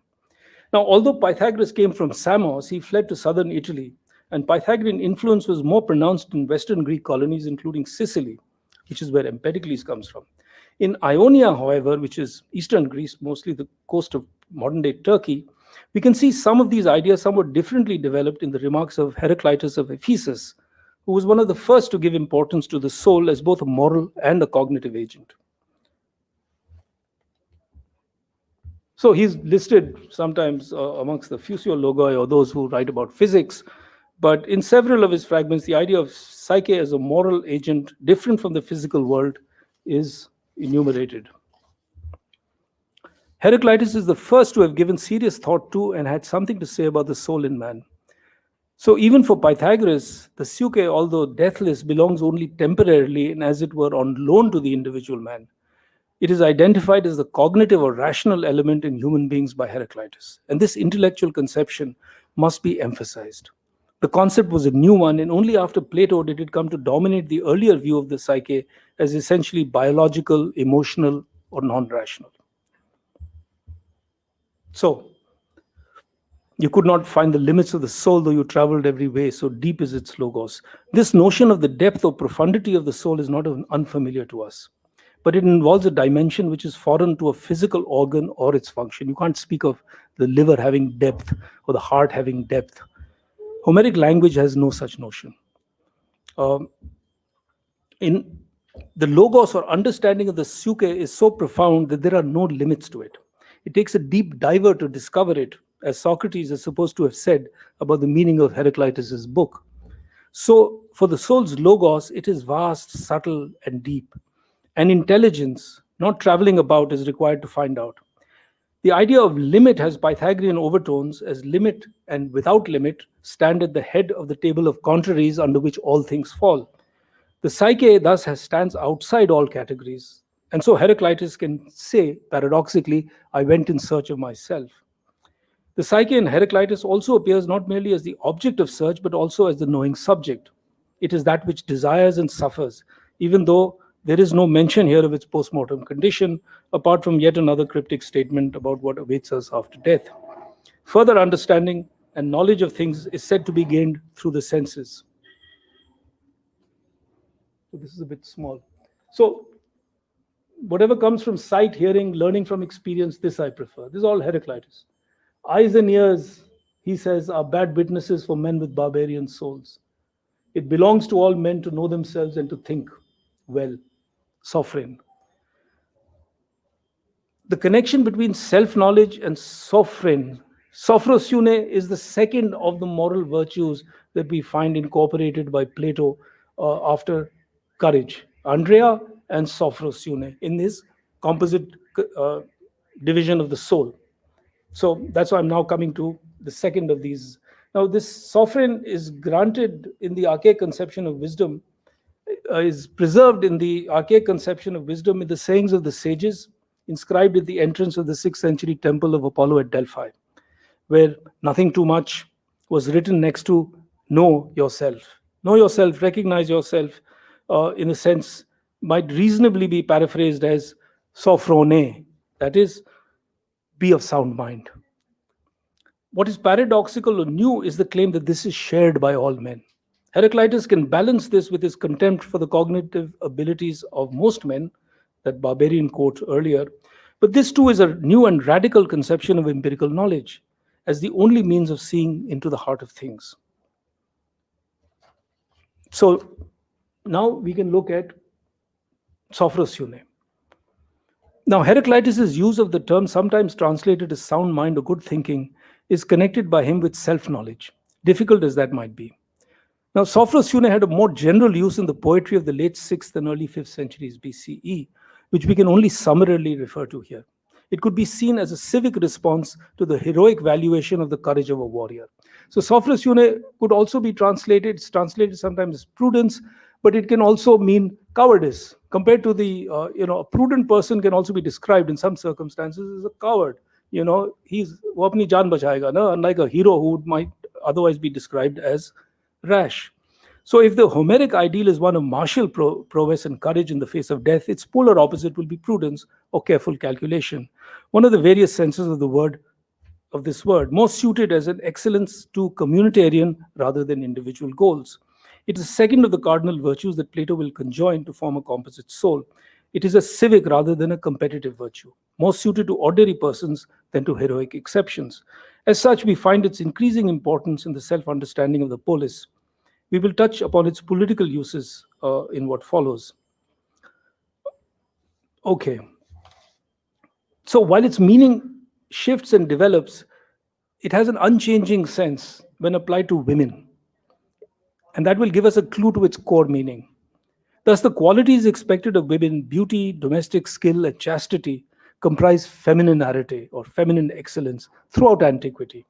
As a paradigm of feminine virtue, it later comes to characterize effeminate men and is opposed in this sense to manliness or courage. So it's a polar opposite. But it has a sense of moderation, keeping things under control, not getting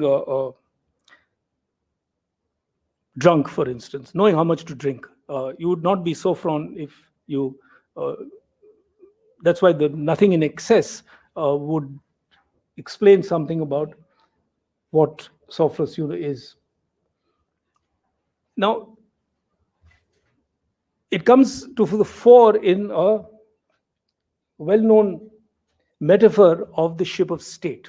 This is from a poem supposedly by a poet by the name of Theognis, but actually from an anthology which is attributed to this single person, Theognis.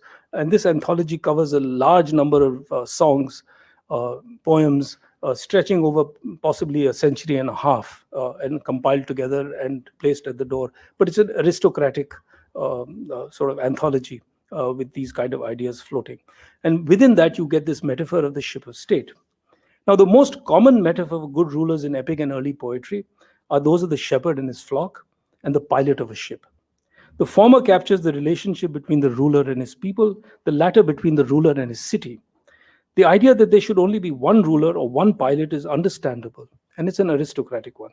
But the idea that the ruler, like the pilot, guides the ship of state is a recurrent metaphor in the literature of these times and appears also at length in Plato more than once.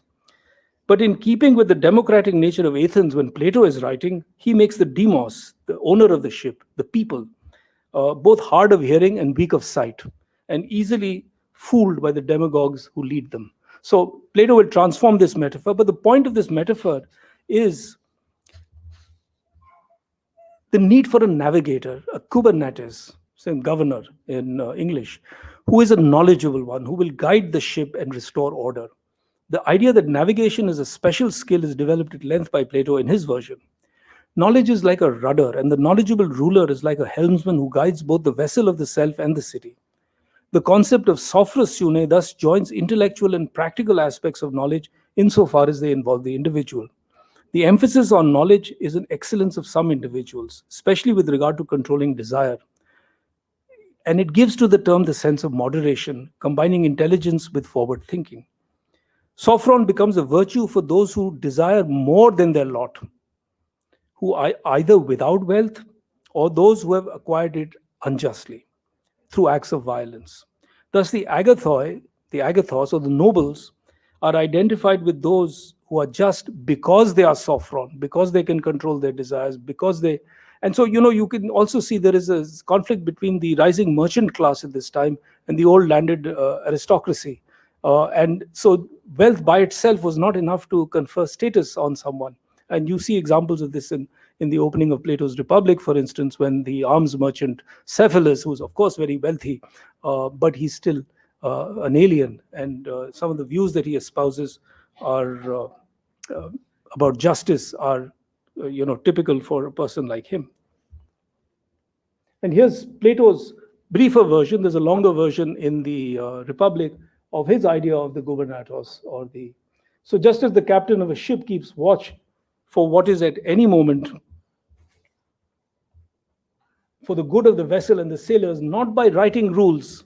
Now, the writing rules refers to the legal system of Athenian democracy. We don't need rules. In the Republic, in fact, there are no rules, or very few. So he doesn't need to write rules, but by making science his law, and thus preserves his fellow voyagers. So may not a right government be established in the same way by men who could rule by this principle, making skill more powerful still than the laws? So the personal knowledge and skill of the helmsman is all you need in running a state or in running your own soul. How much time? Okay, So now we come to Socrates. With Socrates, an entirely new conception of the self as a conscious moral agent emerges, and with it a new sense of the meaning of the term virtue, arete, a much contested term here. So it's usually translated as virtue, sometimes translated as excellence. But what does that mean? For Socrates, it means moral excellence. And he has a very sort of specific idea, and it excludes other kinds of excellences, like poetic skills. So poets have virtues, but that's not what Socrates is talking about. Rhetoricians have skills in able to persuade people, but that's not the skill that Socrates is talking about. He wants to, in fact, talk about, again, the soul is what is concerned with virtue. And that virtue is, as it were, the most prominent of all goods that anyone can have. So let's a bit. Now, he also claims that one must care for oneself, and along with that, he says that the unexamined life is not worth living.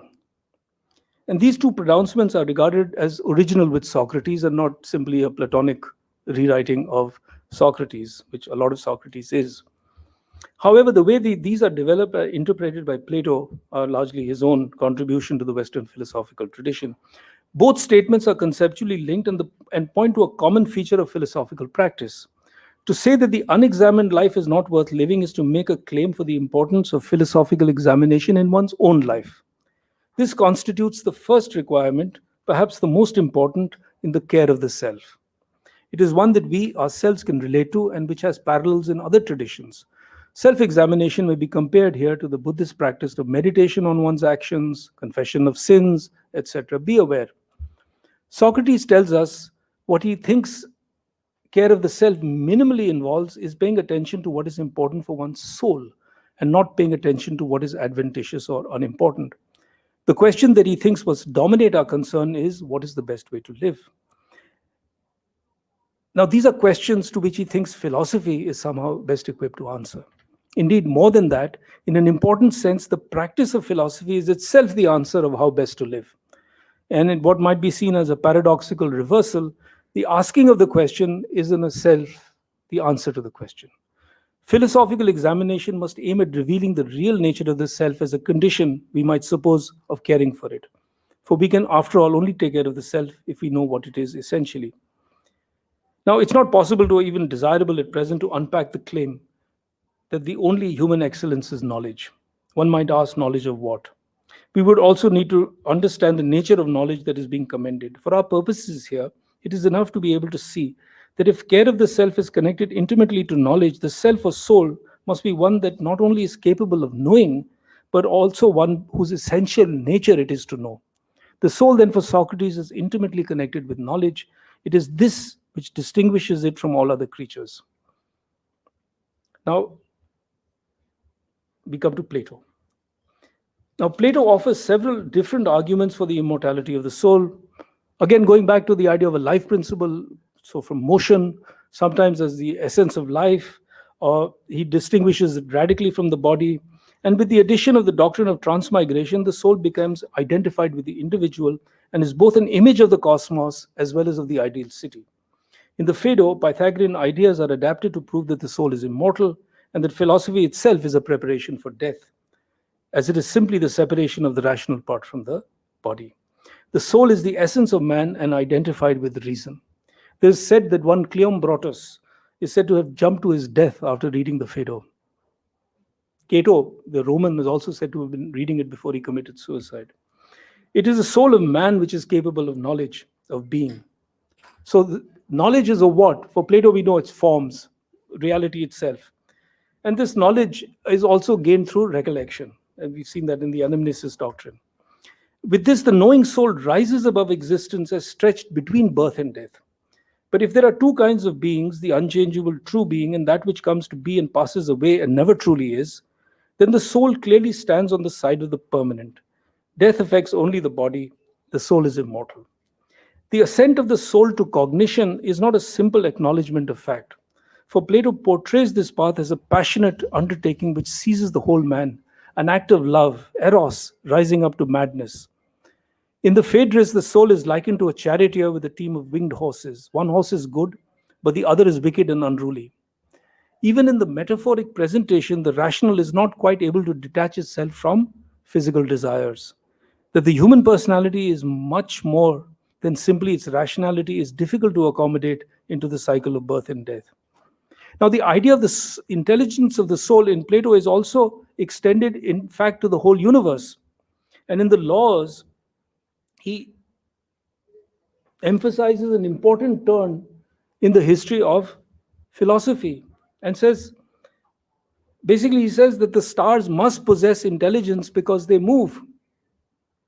And one must grasp these two principles, that the soul is the oldest of everything which participates in coming to be, and that it is immortal, and that it rules over all bodies. And moreover, secondly, the intelligence of being which is in the stars. So now you have motion, intelligence,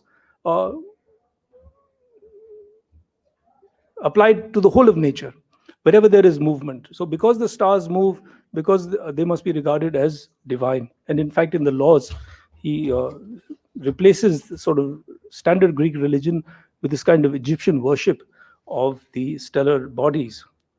Now, the precise nature of knowledge that Socrates promoted, Plato leaves unclear, undefined, and only in the early dialogue seems to probe at it. Later, he will increasingly identify it with abstract reasoning and mathematics.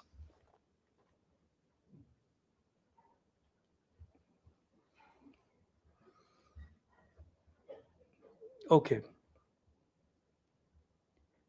So, now to the distinction between body and soul, which Plato makes most clearly in the Phaedo, he adds a third element in the Republic, creating a three-part division. This extends in greater detail the twofold distinction between body and soul that we are more accustomed to. A hierarchical relationship which was also modeled on the subordination of slaves to masters. The body is the slave to the soul. Many examples of this metaphor. In fact, a century later, the Stoic philosophers drew on a word, hegemonikon, which means one who is suited to command, as the term that they applied for the principal part of the soul, the leader, the one who rules, by which they meant the mind or intellect as distinct from our sensory faculties and metabolic functions. Thinking is contrasted with sense perception, which is tied to the body as the only means of attaining truth. Now, here's a quote from the Phaedo, And I know that it's difficult to read and listen at the same time, so that, actually the mind cannot divide itself in this way. So although I put it up, I'll pause a minute so that we can read it. So the clearest knowledge will surely be attained by one who approaches the true realities as far as possible by thought alone, not permitting sight or any other sense to intrude upon his thinking. One who gets rid as far as possible of eyes and ears, and broadly speaking, of the body altogether, knowing that when the body is the soul's partner, it confuses the soul and prevents it from coming to possess truth and intelligence. So the three-part division of the soul in the Republic is actually an advance of this. So instead of completely excluding desires, Plato now incorporates them, and this is part of a larger program which enables him to explain various kinds of conflict. So the Republic makes an advance in its tripartition over this bipartition of body and soul. And you get the trifurcation of the soul, the logistikon, the reasoning part, the thumoides, taking up a Homeric term, the thumos, which is the sort of strength, breadth, it's not clear exactly what, sometimes identified with the diaphragm, and the epithumeticon, which is that which desires, the appetitive part. So these three parts now, as you can see, and they are coordinated with different kinds of objects. The rational part gives you ideas, non-rational part gives you feelings, and the irrational part gives you appetite. And this three-part division for the orderly soul, these must be put in order. Reason must control, and the appetites must be controlled. And what we see, of course, in the Republic, because of the political metaphor, the appetites are identified with the demos, or the people who pursue pleasure and wealth. The non-rational, but the thumoidic part are with the sort of soldierly class. You have policemen and things who are supposed to keep these people under check, under the guidance of reason.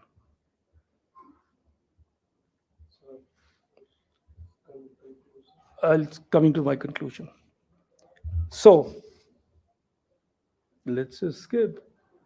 And this is what logos means. It can mean reason, speech, argument.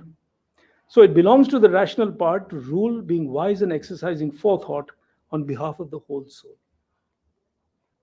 Those who are to share in the highest function of the state must enter into the study of calculation. Again, applied mathematics. Mathematics leads you away from the senses, leads you towards ideal realities, and therefore is the preferred path of education or higher education for Plato.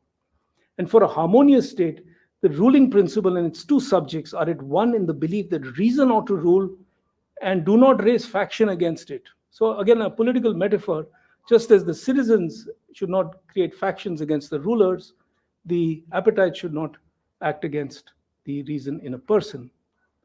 Now, there is a standard view of the aristocracy. This is a quote from a document called The Old Oligarch. It's anonymous.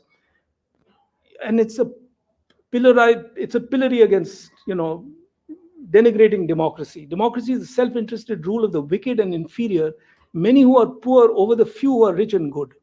The few show themselves to be good by their behavior. They are self-controlled, just, and careful in their actions.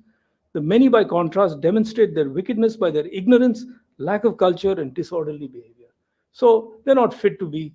And this is written, of course, against the democracy. Athens was a functioning democracy at this time. And Aristotle caps this, of course, it's more complicated than that, but the male is by nature superior and the female inferior. The male is the ruler and the female is the subject. The slave has not got deliberative reason at all, and the female has got it, but without full authority. So only males who have reason, and not all males have reason, only those who innately have reason are fit to be rulers, and the rest must listen carefully to what they say and do what they're told. Thank you. Thanks, Professor Vijay Tankha. Such a wonderfully incisive presentation. And if there is any query regarding the paper, there is one question online I would like to put first of all. There is Mr. Saurav Kumar from Gurgaon. And and he asks, could you please elaborate upon the difference between the Chinese thought process and ways of thinking and ours? derived from the Western, which you alluded to briefly. Is that? Yeah, I'm not sure I alluded to.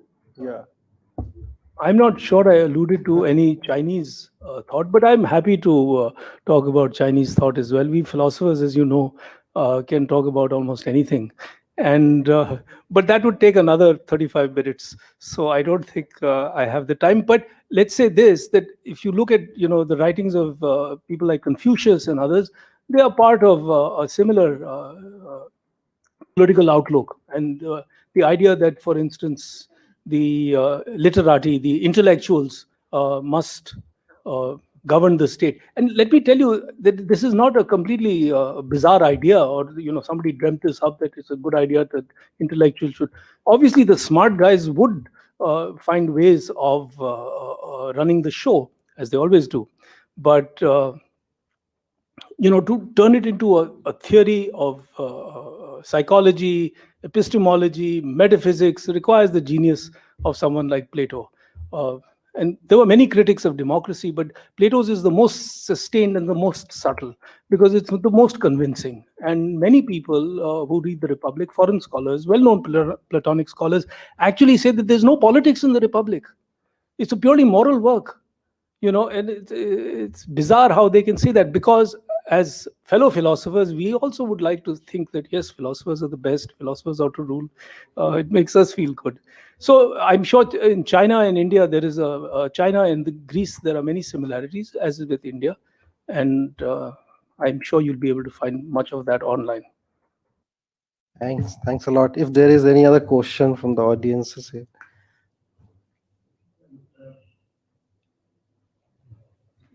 I have a point of inquiry, actually. It's not a question, nor it is a comment. You see, when you were talking about the immortality of the soul, you said that the soul must pervade the universe or the body, in Aristotle as well as in Plato. Now, if are there souls, or is there only one soul? You see, for example, in Indian philosophy, we have only one soul. That is Brahman. Aham Brahmasmi Tattvamasi.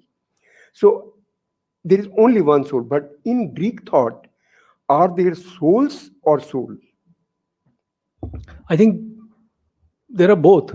I mean, depending on whose thought you. So the idea of panpsychism, for instance, and later with the Stoics, you do get the notion of a world soul, and the relationship of the world soul to the individual soul. It's not as if there are no individual souls, but there is a relationship between world and individual soul, and so on. In Plato, it's not.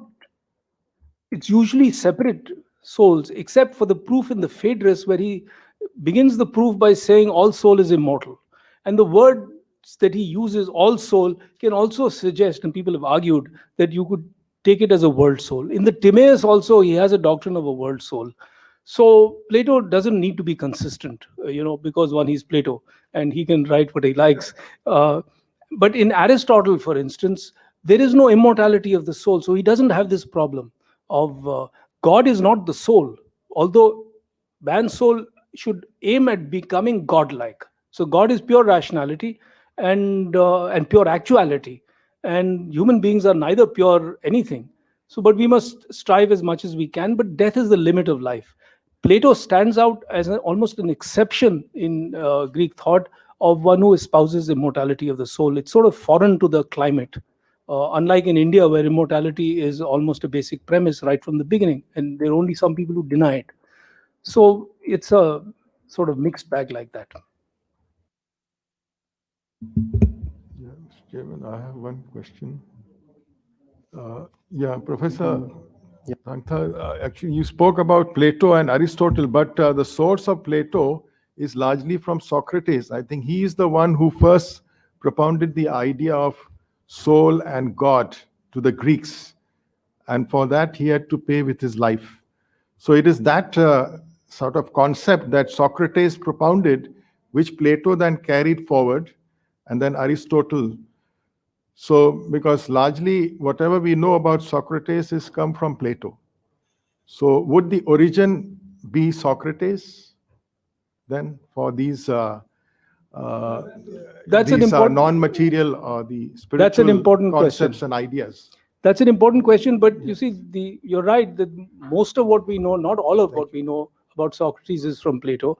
And Plato largely uses Socrates and builds his own doctrines and puts them into Socrates' mouth. It is sometimes thought that the early dialogues in which, in fact, that's why I said that, initially there is no answer to the question, what is knowledge really of? The question is asked but never answered. And this is said to be or thought to be in keeping with Socrates' own claim not to know anything and not to having claimed anything. Socratic ignorance was one of his claims, which is recorded by many other people. But how much of Socrates is in Plato? Probably not as much as there is of Plato in Plato. Plato has gone way beyond Socrates, and the evidence does not point to Socrates saying anything about immortality of the soul. The Phaedo is a dialogue set at the execution date of Socrates, but by the time Plato writes the Phaedo, it's a sort of middle dialogue. He has already developed his own ideas and theories.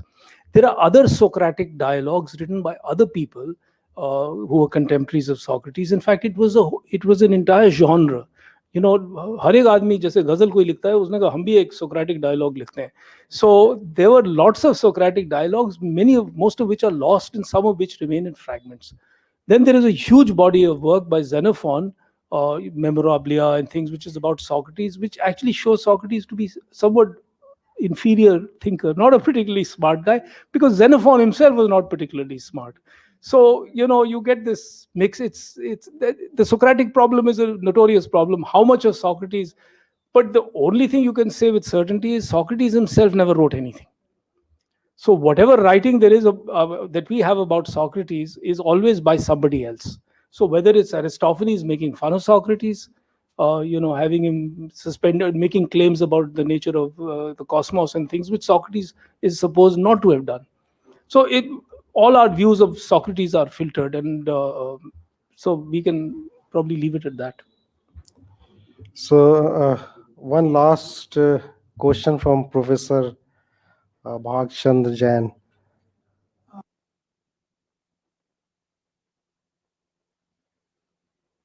Yes, sir. Certainly. I mean, I think the idea of transmigration, metempsychosis, has come there. And there are lots of other indications and things. There was lots of commerce going on long before Alexander came to Greece.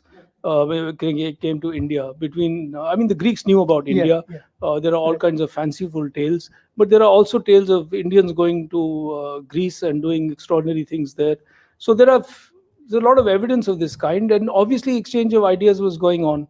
And but precisely what ideas and where and I think the Indians, whenever India absorbs ideas, it very rarely acknowledges them, which they've done. And I suppose the Greeks did the same. कि कुछ आता था तो. Can I say that Greek ideas are based on Indian thoughts? No, you can't say that, because many of the Indian ideas are so different. So different. You see, to a certain extent. But one thing you can see quite clearly, that the entire Indian astronomical system, the astrological system is entirely Greek. All the constellations, the names, the Mithuna and the twins and so on and so forth, they've all lifted them from the Greeks. So there must have been exchange of ideas. And why the Greeks? The Babylonians. Why forget the poor Babylonians? Because there's nobody in Babylon now to say कि हमारा भी तो था. So yeah, but there is certainly an exchange.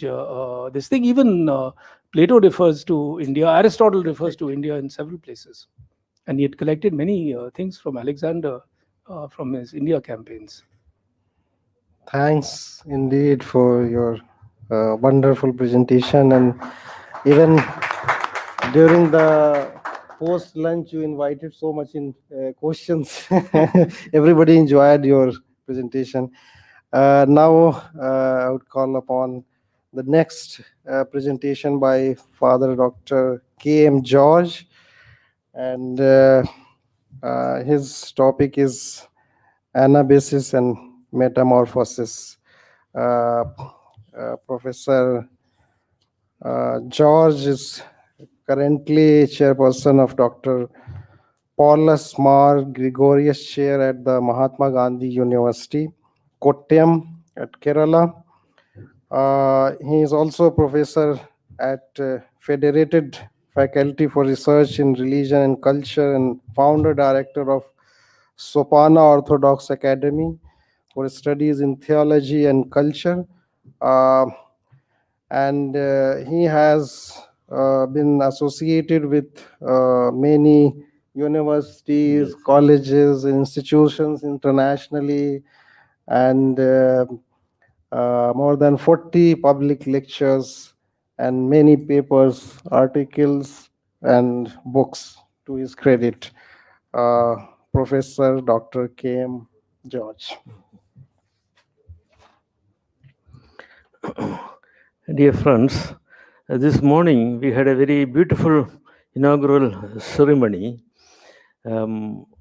Each one of us was given a flag with one single letter of the English alphabet. I received one, some of you also got each one. Well, then the problem was, I was wondering, what does it all mean put together? I was looking around to see the other letters, and they are invisible. They are all holding it like that. Suddenly it occurred to me, probably this is my experience the whole life. I have just one letter, and then with that letter I am trying to, go into all sorts of things of knowledge. The condition of knowledge is, and we need to be together now. Pardon? The lesson is that okay, we should all come together and show our flags so that we.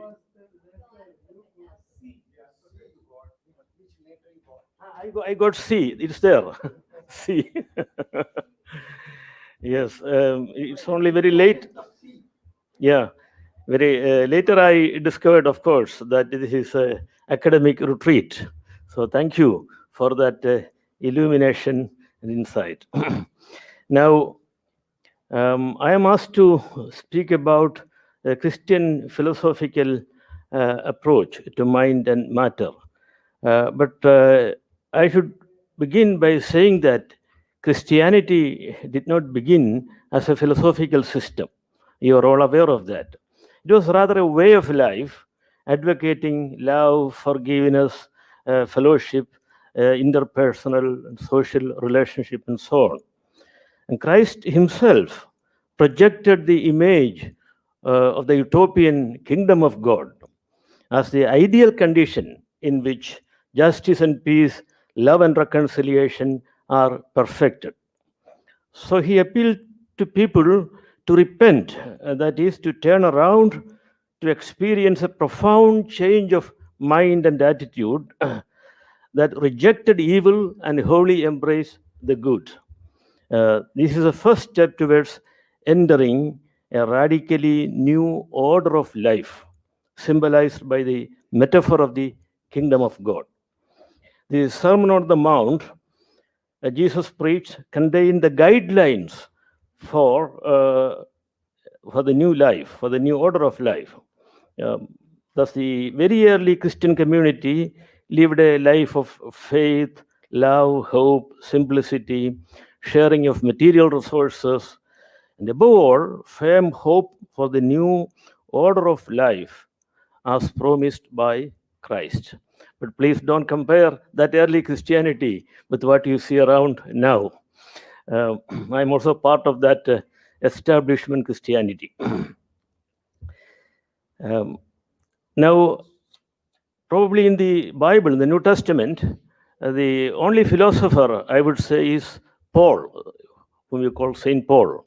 He was not born and brought up in Jerusalem, the heartland of Judaism, but he was born outside in the Greek world.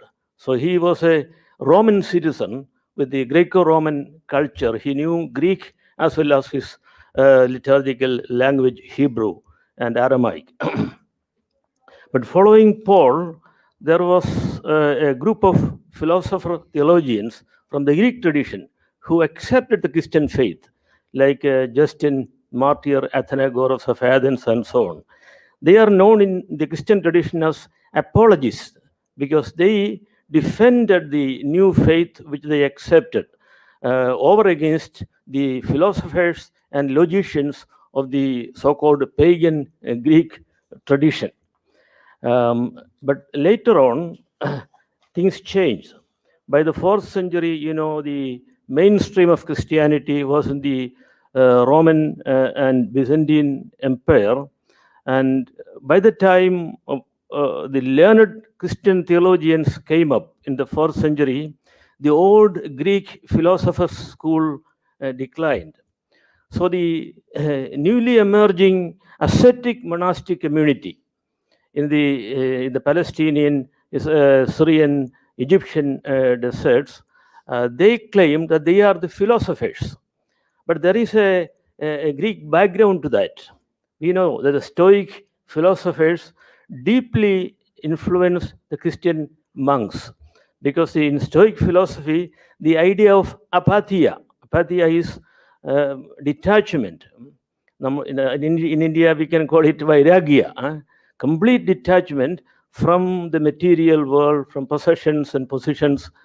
So this apatheia idea influenced the Christian monks.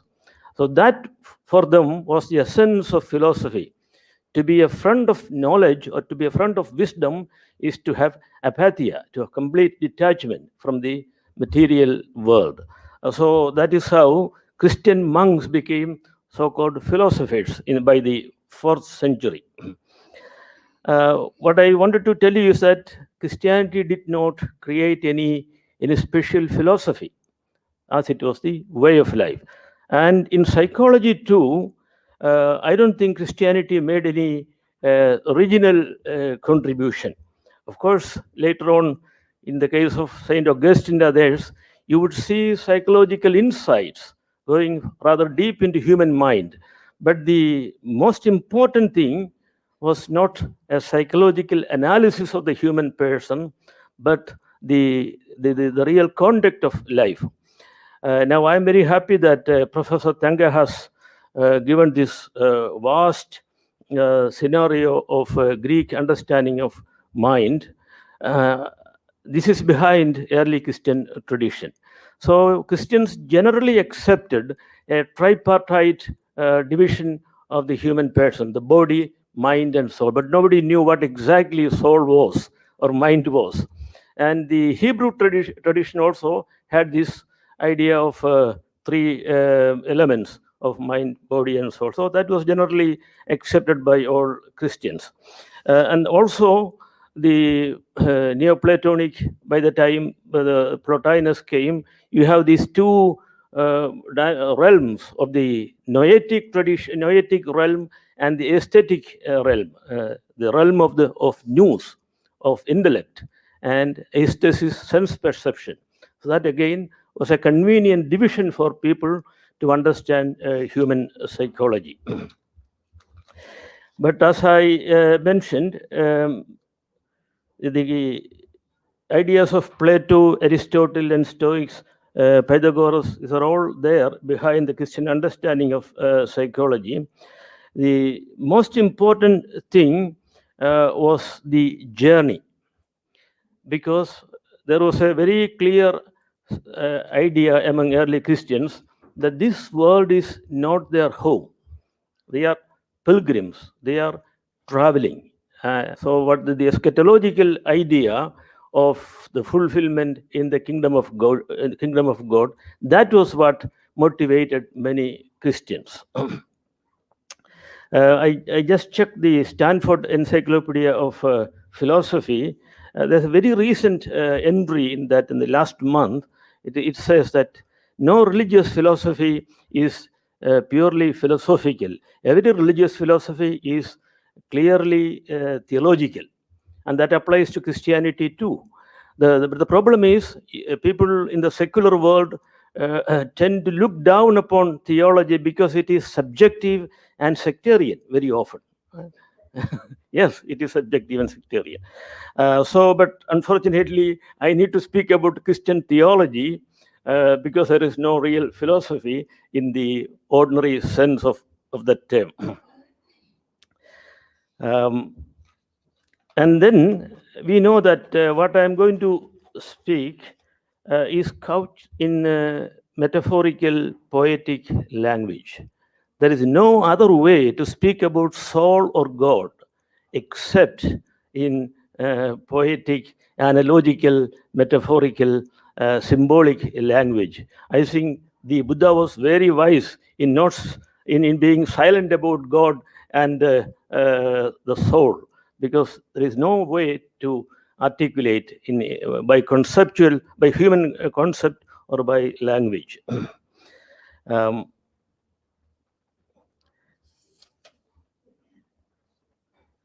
Two elements which come up in our prayers and writings of the early teachers of faith is one is wakefulness, and it comes directly from Jesus Christ himself.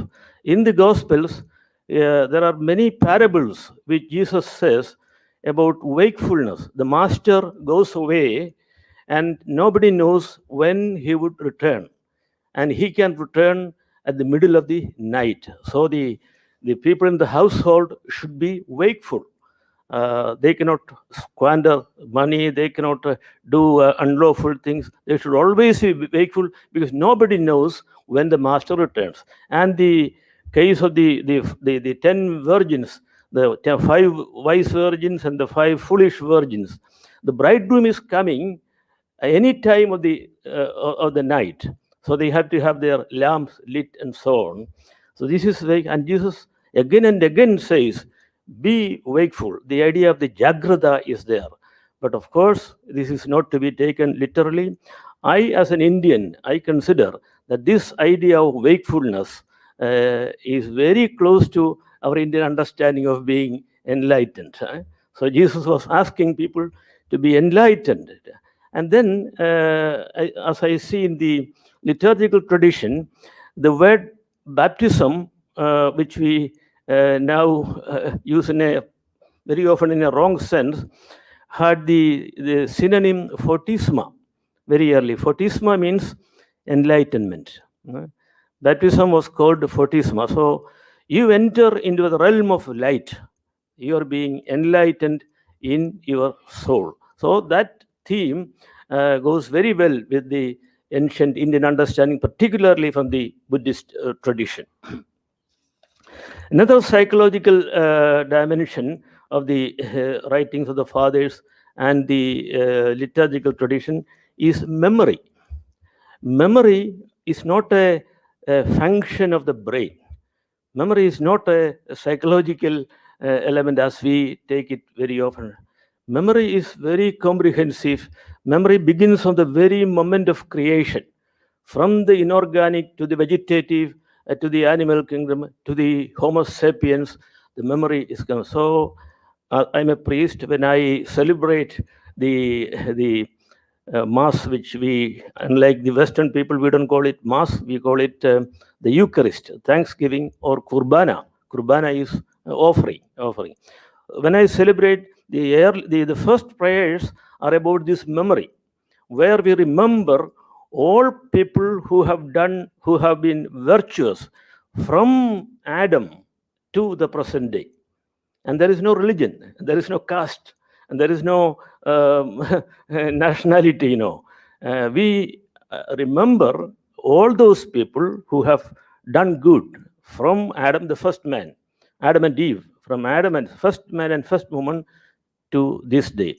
And this memory is extremely important.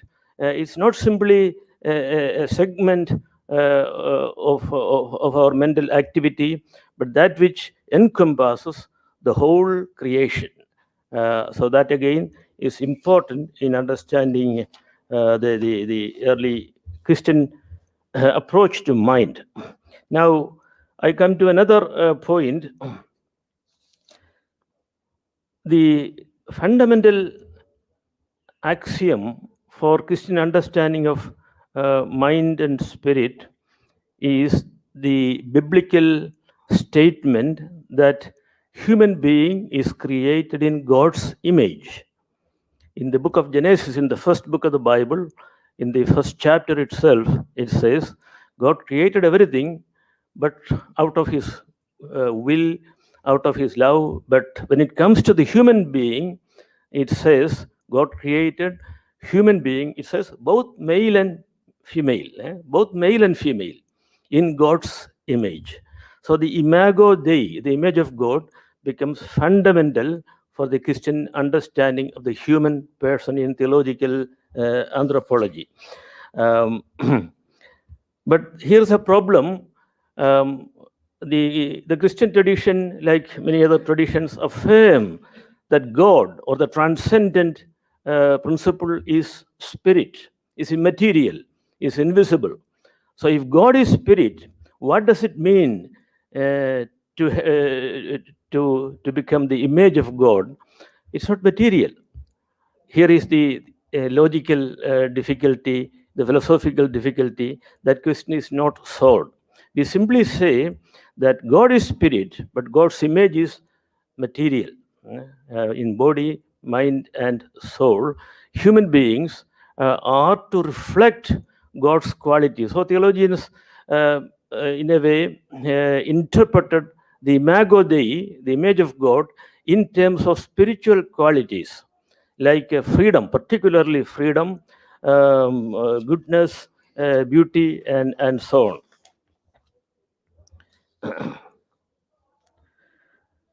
Now, freedom or free will is the pivotal characteristic of the image of God. Paulos Mar Gregorios is known to some of you. Here is Venerable Dubum Tulku, was a close friend of Mar Gregorios. He was very closely associated with this center. He was my mentor and a teacher, and he has spent great energy on this idea of the freedom of the human being, freedom in the image of God.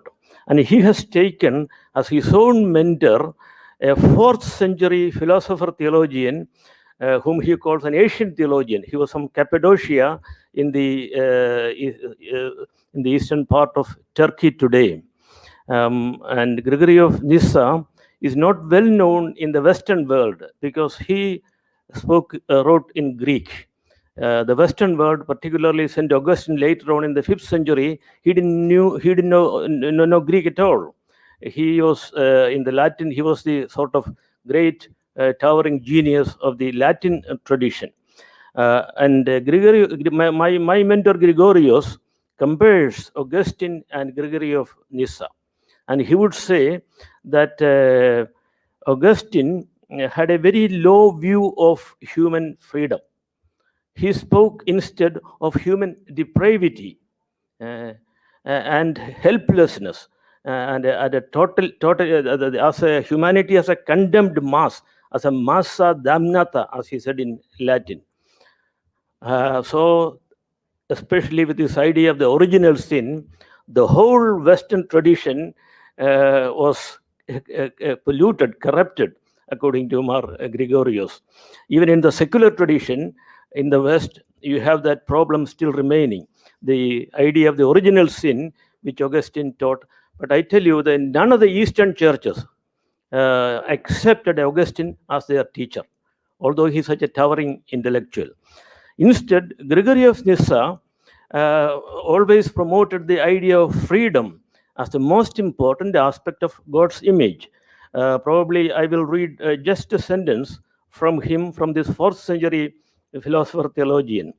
The language of the scripture, therefore, expresses it concisely by a comprehensive phrase in saying that man was made in the image of God. For this is the same as to say, God made human nature a participant in all good. For if the deity is the fullness of good, and this is his image, then the image finds its resemblance to the archetype in being filled with all good. Thus, there is in us the principle of excellence, virtue, Professor has already mentioned that the arete, the principle of excellence, all virtue and wisdom, and every higher thing that we conceive. And preeminent among all is that we are free from necessity and not in bondage to any natural power, but have the decision in our power as we please. For virtue is a voluntary thing, subject to no domination. That which is a result of compulsion and force cannot be virtue. That's a great statement, that virtue cannot be compelled, that force cannot create the good. Maybe we can take it for our reflection on democracy and so on. Now, again, to the best of our knowledge, the Homo sapiens, our species, is the only creature who can genuinely be creative, while all other creatures are driven by instinctual impulses as required by circumstances. Human beings can create and transform their circumstances at will. We usually relate creativity with human activity in various fields like art, science, agriculture, technology, and so on.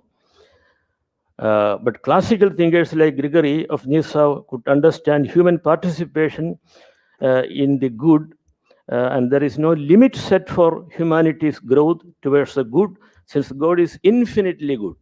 That was the point. They speak about spiritual growth, and there is no limit, because God, to whom the soul reaches out, is infinitely good. So human beings are also infinite, the growth is infinite. It is interesting to compare this idea with the new biomedical technology for human enhancement, which is sometimes terrifying, how human technology, biotechnology is now creating cyborgs and robots and so on. And there, do we need, ethically, do we need some limit? What is the summit of that, the ceiling of that development and progress? But internally, there is absolutely no limit set for our enlightenment and illumination. The ontological source of human awareness is rooted in the transcendent reality, and therefore a purely secular view of human freedom and creativity will not bear fruit in the long run. It not only doesn't create any good, but it will have a big problem for humanity, of ethical crisis for humanity. Very soon, it's already there in our world. Now, the classical Eastern Christian theology affirms that the image of God in humanity is meant to initiate a process of deification by which we become God-like. The expression, the Greek expression is theosis. Theosis is deification. So we are already in a process of being participant in God's nature. And some of the writers, like Gregory of Nyssa, would say, let me use a bold phrase. He would say, let me use a bold phrase, we become God. Theon genestai is the Greek expression. We are becoming God, theon genestai. Well, now, finally, Gregory of Nyssa looks at the emergence of human species as part of an evolutionary scheme based on the Genesis narrative, in which human beings are created at the very end of the creation. Like he would say, it's important because first the inorganic world was created, and then the vegetative life and the microorganisms were created, and the vegetation came, the animals came, birds came, and then the human being was created according to the Genesis narrative. Of course, he doesn't take it literally, but in a way, metaphorically, he would say, why human being was created at the very end? Because human being is full of the energy of the whole material universe. So we are the great expression of the whole cosmic energy, because we have become conscious. Because human beings have become conscious and self-conscious, we can appropriate that energy and use this for a great creative effort. And this is a point of radical liberation. And then there he uses the physiological condition of our hands. You know, he says, well, before us, the animals were walking, even now the animals are walking on 4 legs. But what happened to the human person? A human person stood on 2 feet. In the biological evolutionary theory, of course, the Homo erectus is the climax of that evolution. He, in the 4th century, says that the 2 front legs were lifted and became our hands. So what happened? We became free. And we can manipulate, Manus is hand. We can manipulate reality, which is, I mean, technological, artistic, whatever. We can manipulate reality. But the most important thing is that we can turn our neck around and look up. You can look up and see the starry sky, and then contemplate on that. Oh, what a great, majestic thing is the starry sky, and what is behind it. The whole meditation on the cosmos begins when we have this Homo erectus position, when our hands, when our 2 legs became hands and our neck became flexible enough to look up and look around. Animals, instead, they look down. They look down to the earth, always in search of food. And their face is in a way pointed to the earth, but our face is more flat. We can now have a different understanding of the universe. So again, this is an important point of the image of God according to Gregory of Nyssa. Well, now I would come to the 2 words which I used in my title, anabasis and metamorphosis. Well, anabasis simply means marching forward or climbing up. It was originally a martial term of the army marching forward, but anabasis is simply marching forward, moving forward, or climbing up. Now, Gregory of Nyssa wrote a beautiful book, Life of Moses. You know, Moses in the Bible is the great leader of the people of Israel, and who was the liberator. He liberated the people from the slavery under Pharaoh and took them to the promised land. But he had a very interesting life experience. He was a slave child, born of Hebraic people working in as slaves to Pharaoh, building the great pyramids and so on. And they were persecuted at one point, tortured by the masters. So the mother of Moses hid him among the reeds in the river Nile.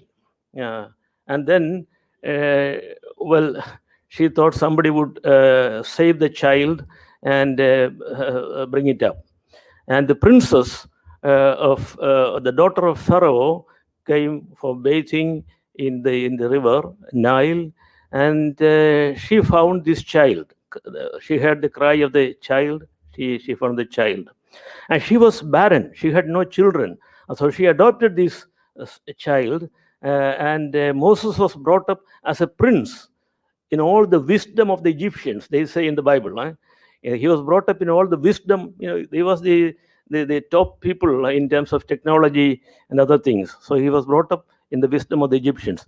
But later on, he recognized his own origin. He recognized that he was not an Egyptian. So he went away from the court and became a simple shepherd. While shepherding the sheep, he had a theophany. He had an experience of a burning bush. A bush simply was burning, but the bush remained green. It was not burned. And then it was a theophany for him. Some of you know this story from the Bible.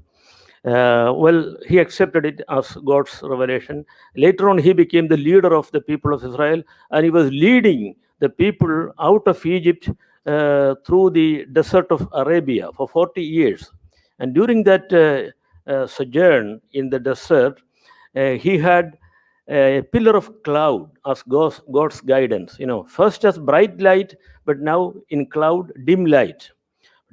Much later, when he went up the Mount Sinai to see God in person and also to receive the 10 Commandments, the book of Exodus says about that experience, Moses entered into thick darkness.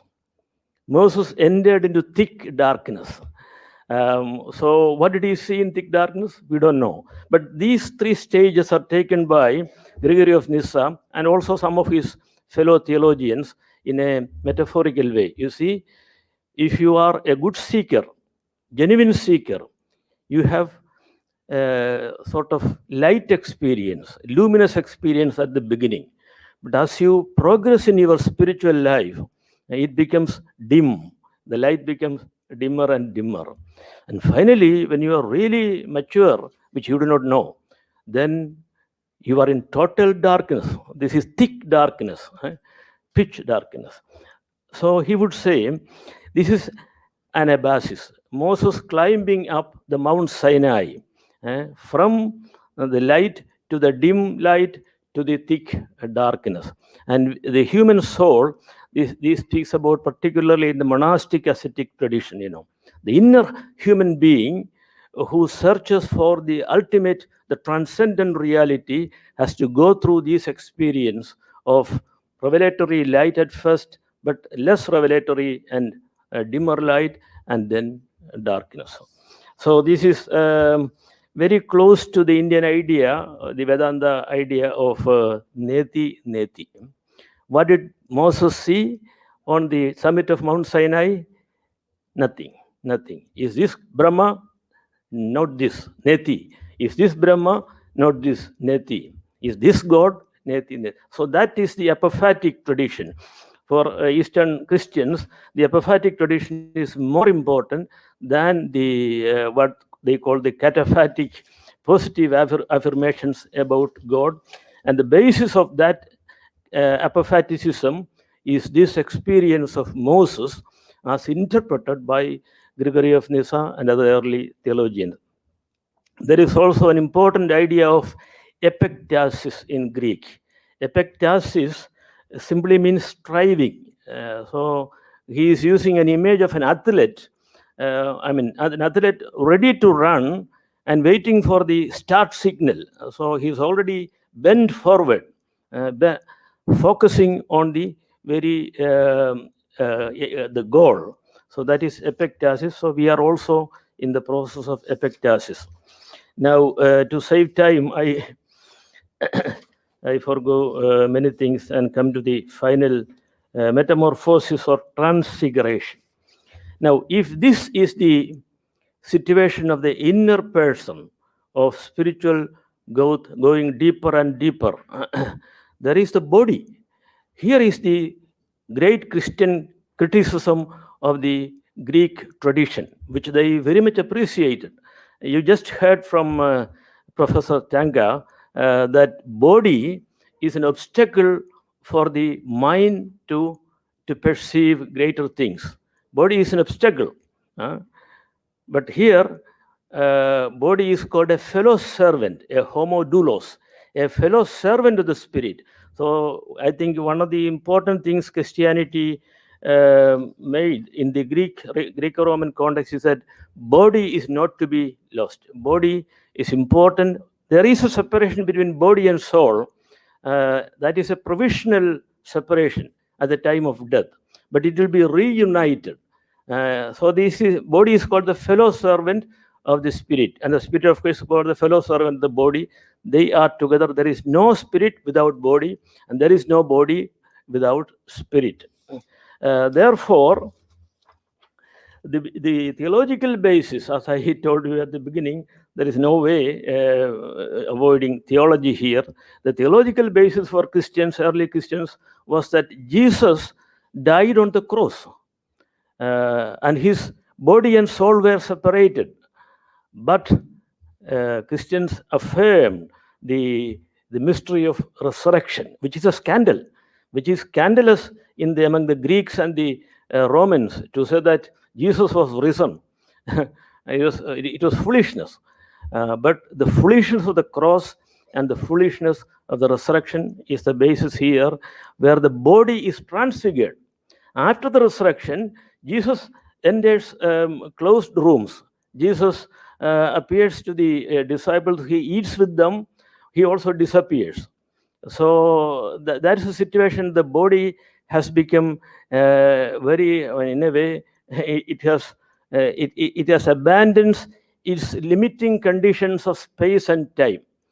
It can go beyond space and time. It can also come back to space and time. So that was the great potential for the transfigured body. And the Christian tradition is also the glorified body. It is the luminous body. So why this is important in Christian theology? Because they say matter, the material universe, is not to be abandoned. The material universe, along with the human body, will be transfigured. Well, as a student of theology, I know this is again scandalous to tell people with some rationality you can't speak. But now I have a little doubt in my own mind.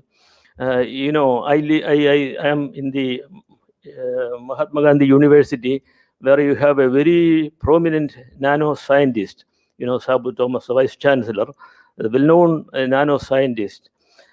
In nanotechnology, what happens when you when you reduce the solid matter into an extremely small parts, its physical qualities change. Its color, its texture, its property all change. It becomes something entirely different in nanotechnology. And what happens in nuclear understanding, when solid matter becomes pure energy. So between energy and matter, which is part of the commonplace scientific knowledge for us, we have already ideas of matter becoming pure energy, and physical things completely losing their property and becoming something else. So why not that we are still having one or two letters now with us? So let us try to read the whole at some point. This is my personal answer to these questions. So I'm coming to the conclusion. Anabasis and metamorphosis together provide a design for life that takes into serious account our major philosophical, psychological, and scientific questions. However, this life is not meant to be a stage of speculative philosophy, logical debate, or psychological analysis. They are all very good, but life is meant for progressive illumination of the united entity of body and soul, of matter and mind. Thank you. Thanks indeed, Professor George, for wonderful presentation. There are two online questions from Ms. Subrata Chakravarti. Our first question is, she has two questions. Our first, yeah, Ms. Subrata Chakravarti from Lucknow has two questions. The first question is, are you saying Christianity does not have a philosophy? And the second question is, are we the ultimate expression? Will there be no creation beyond human being? The first question, Are you saying Christianity does not have a philosophy? not a philosophy. Yeah. Second question. And the second question is, are we the ultimate expression? Will there be no creation beyond human being? Creation Beyond human being, yeah.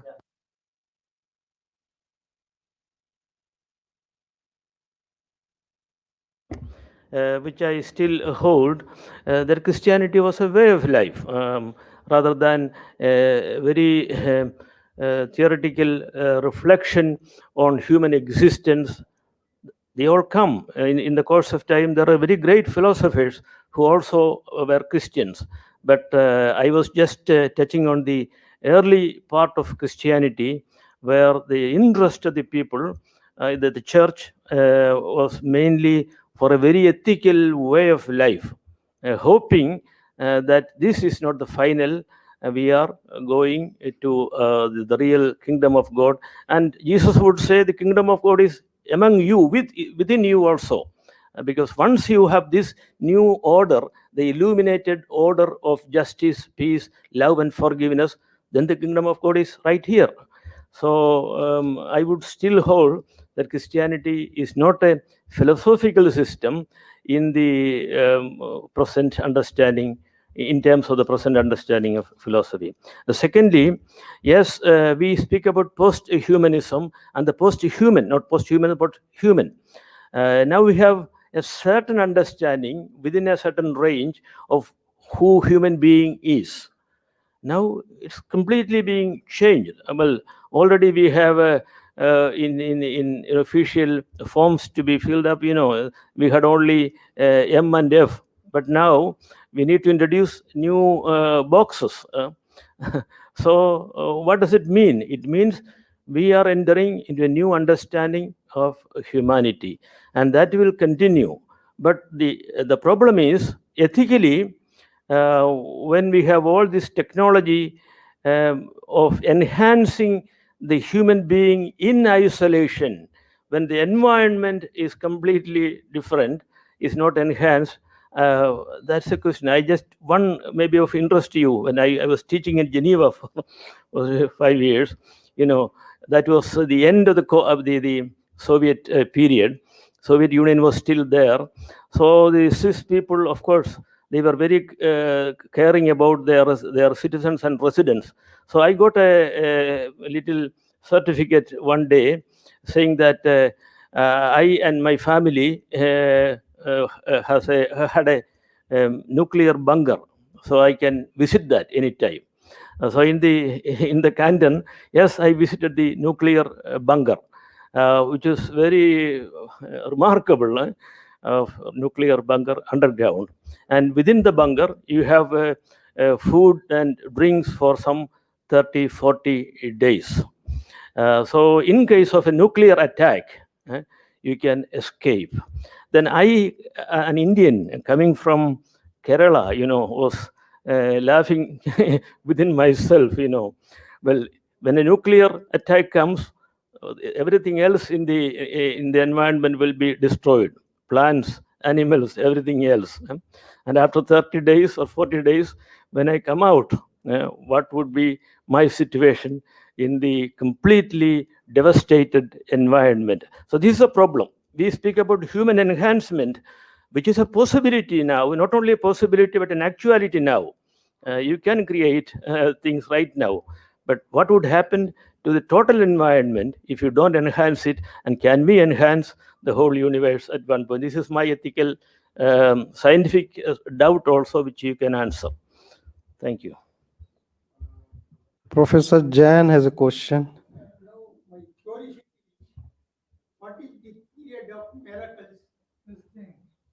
What is the period of miracles added to the Christ life? Please use your. The period of miracles, I tell you, Jesus himself did not believe in miracles, and he told people not to follow a miracle worker. He clearly said that his miracles were for healing, not to astound people, but for healing.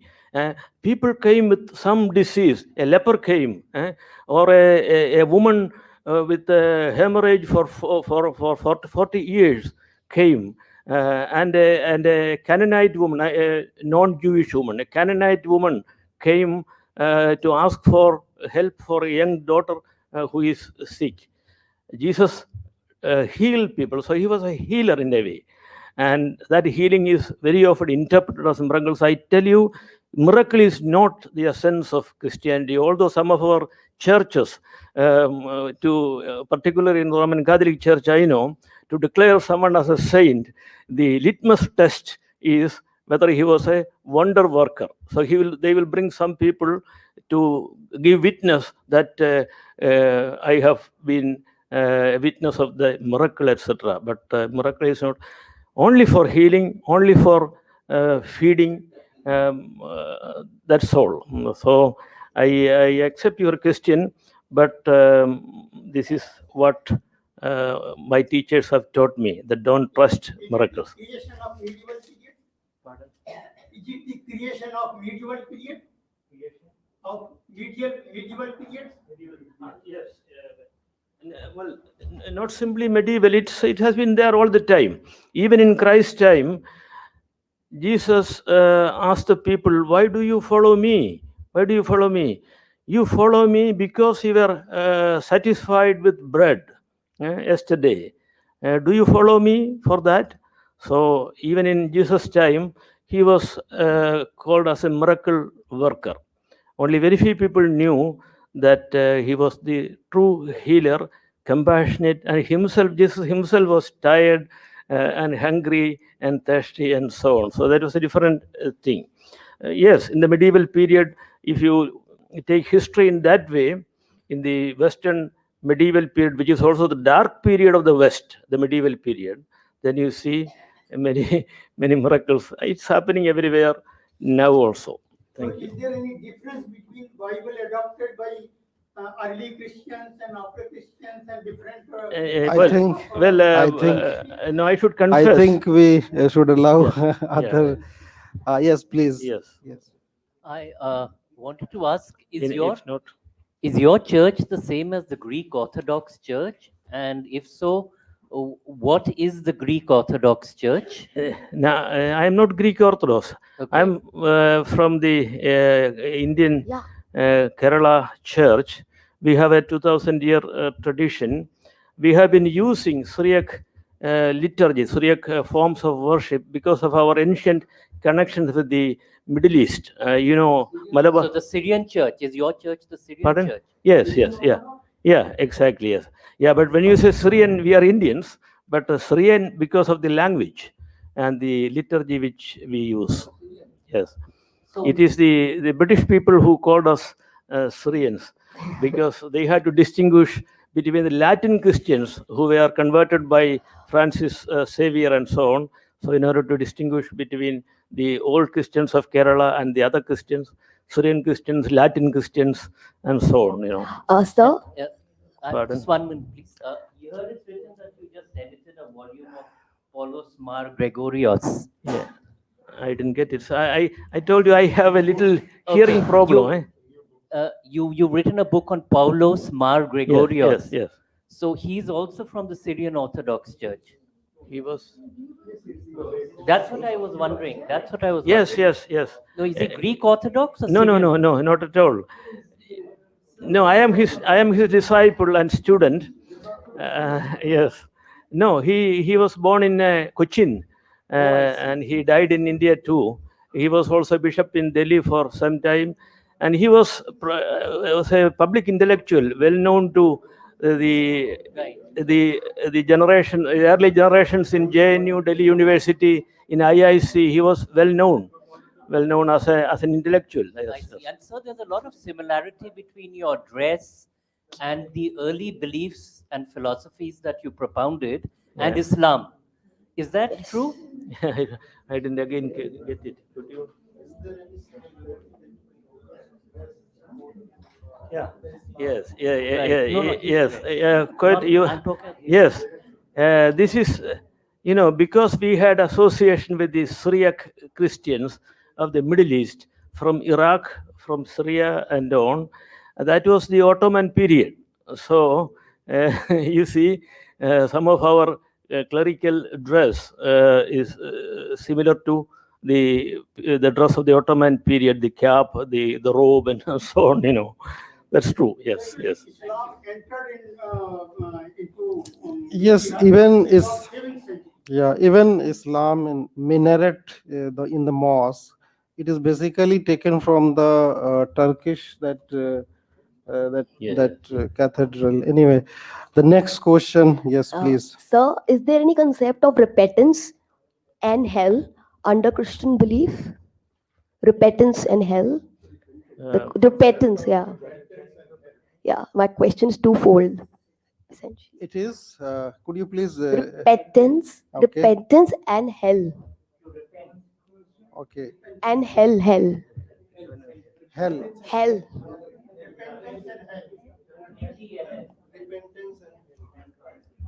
Yes, definitely. In the preaching of Christ, he was reflecting the Jewish religious ideas, and in the Bible you have the idea of the punishment, and people are supposed to do good. If they don't good, they will repent. That idea of punishment is there. So the idea of the hell is again is an image, is a metaphor for punishment. Definitely it is there, but some people take it literally and some people take it non-literally. That's it. So there is any physical place called hell as per Christianity? Physical place. Is it life after death? Life like after that. death. Yeah. Yes. On the question of the life after death, there is very clear teaching in Christianity that our life will continue.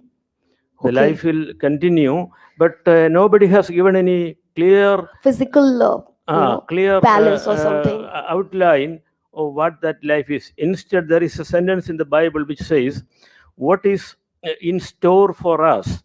Our eyes haven't seen, our ears haven't heard, our heart hasn't contemplated." So this is completely uncertain, not uncertain, completely out of our definition. Yes. Thank you so much. Yes. Belongs to Indian philosophy. Also. Yeah. Yes. Everywhere. There is no any philosophy where we have this Oh, concept of hell. okay. Next question, please. Next question. Yeah, please. Actually, I had two questions. One is a little controversial. We may keep it aside. But I also wanted to tell you that I had heard Father Paulos Mas Gregorius. He had come to our Buddhist center and he started really scolding us. We were supposed to be Buddhist in the 1990s. Be a little louder. He's hard hearing. I have this problem when your sound becomes blunted when it comes to me. No, when I met Paulos Mars Gregorius in the 1990s, he had come to our Buddhist center and he started scolding us and saying, where in universities in India do you people even study your own literature, which is Nagarjuna and Dharmakirti on logic and debate and things like that. That's just an anecdote. My question was, you raised the period of 4th century CE Christianity, and I don't know if it was you, I think it was you who spoke about going into the desert, for meditation and retreat many years in Egypt, in Syria, Arabia, and other places. So is there a strain of asceticism in the Syrian, the church that you represent? Is there any asceticism for purification, things like that?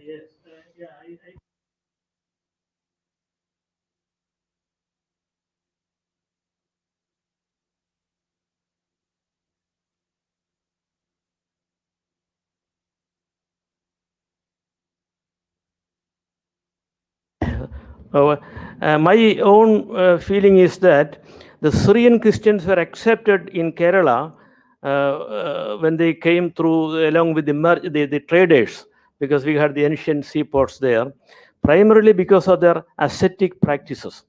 Because in India, we were familiar with the Indian sannyasis, how they do the ascetic practices. So when they came, they also fasted a lot. They had fasting without eating food, and many other ways of submitting one's body to a disciplined system. So that was very much appreciated by Indian Christians also. So there is a combination of, even that is very clear even today among some of our present ascetics, a very clear merger between Indian asceticism and the Christian asceticism. So they go together.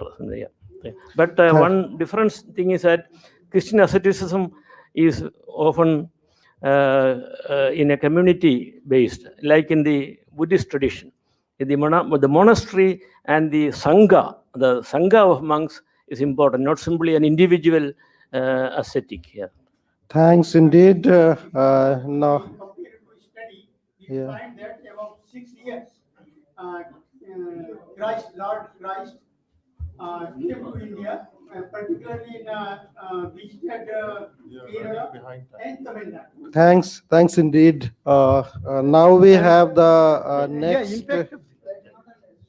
Chairman, sir, we are running behind time. Yeah. So now I will be calling upon the third presentation by Dr. Zakaria Abbas, Science of Mind from the Perspective of Islamic Philosophy. And Mr. Zakaria Abbas is a medical doctor by profession and international health campaigner who recently completed his master in public health and from the London School of Hygiene and Tropical Medicine. And he has been working with the NGOs in UK, and he is also working on the interfaith themes and presenting papers. So I would be calling you, Dr. Zakaria Abbas, to present your paper. Thank you so much, sir. Well, I know it's been a very long day. I wouldn't take much time. Respected Lama Dubum Tulkuji, Ms. Chunky, thank you so much for your kind invitation. Respected scholars, intellectuals, professors. Well, I feel misfit in this August gathering. Yes, and thank you so much. Coincidentally, I was in Bangalore. I'm here for my research project, doing my master's in public health.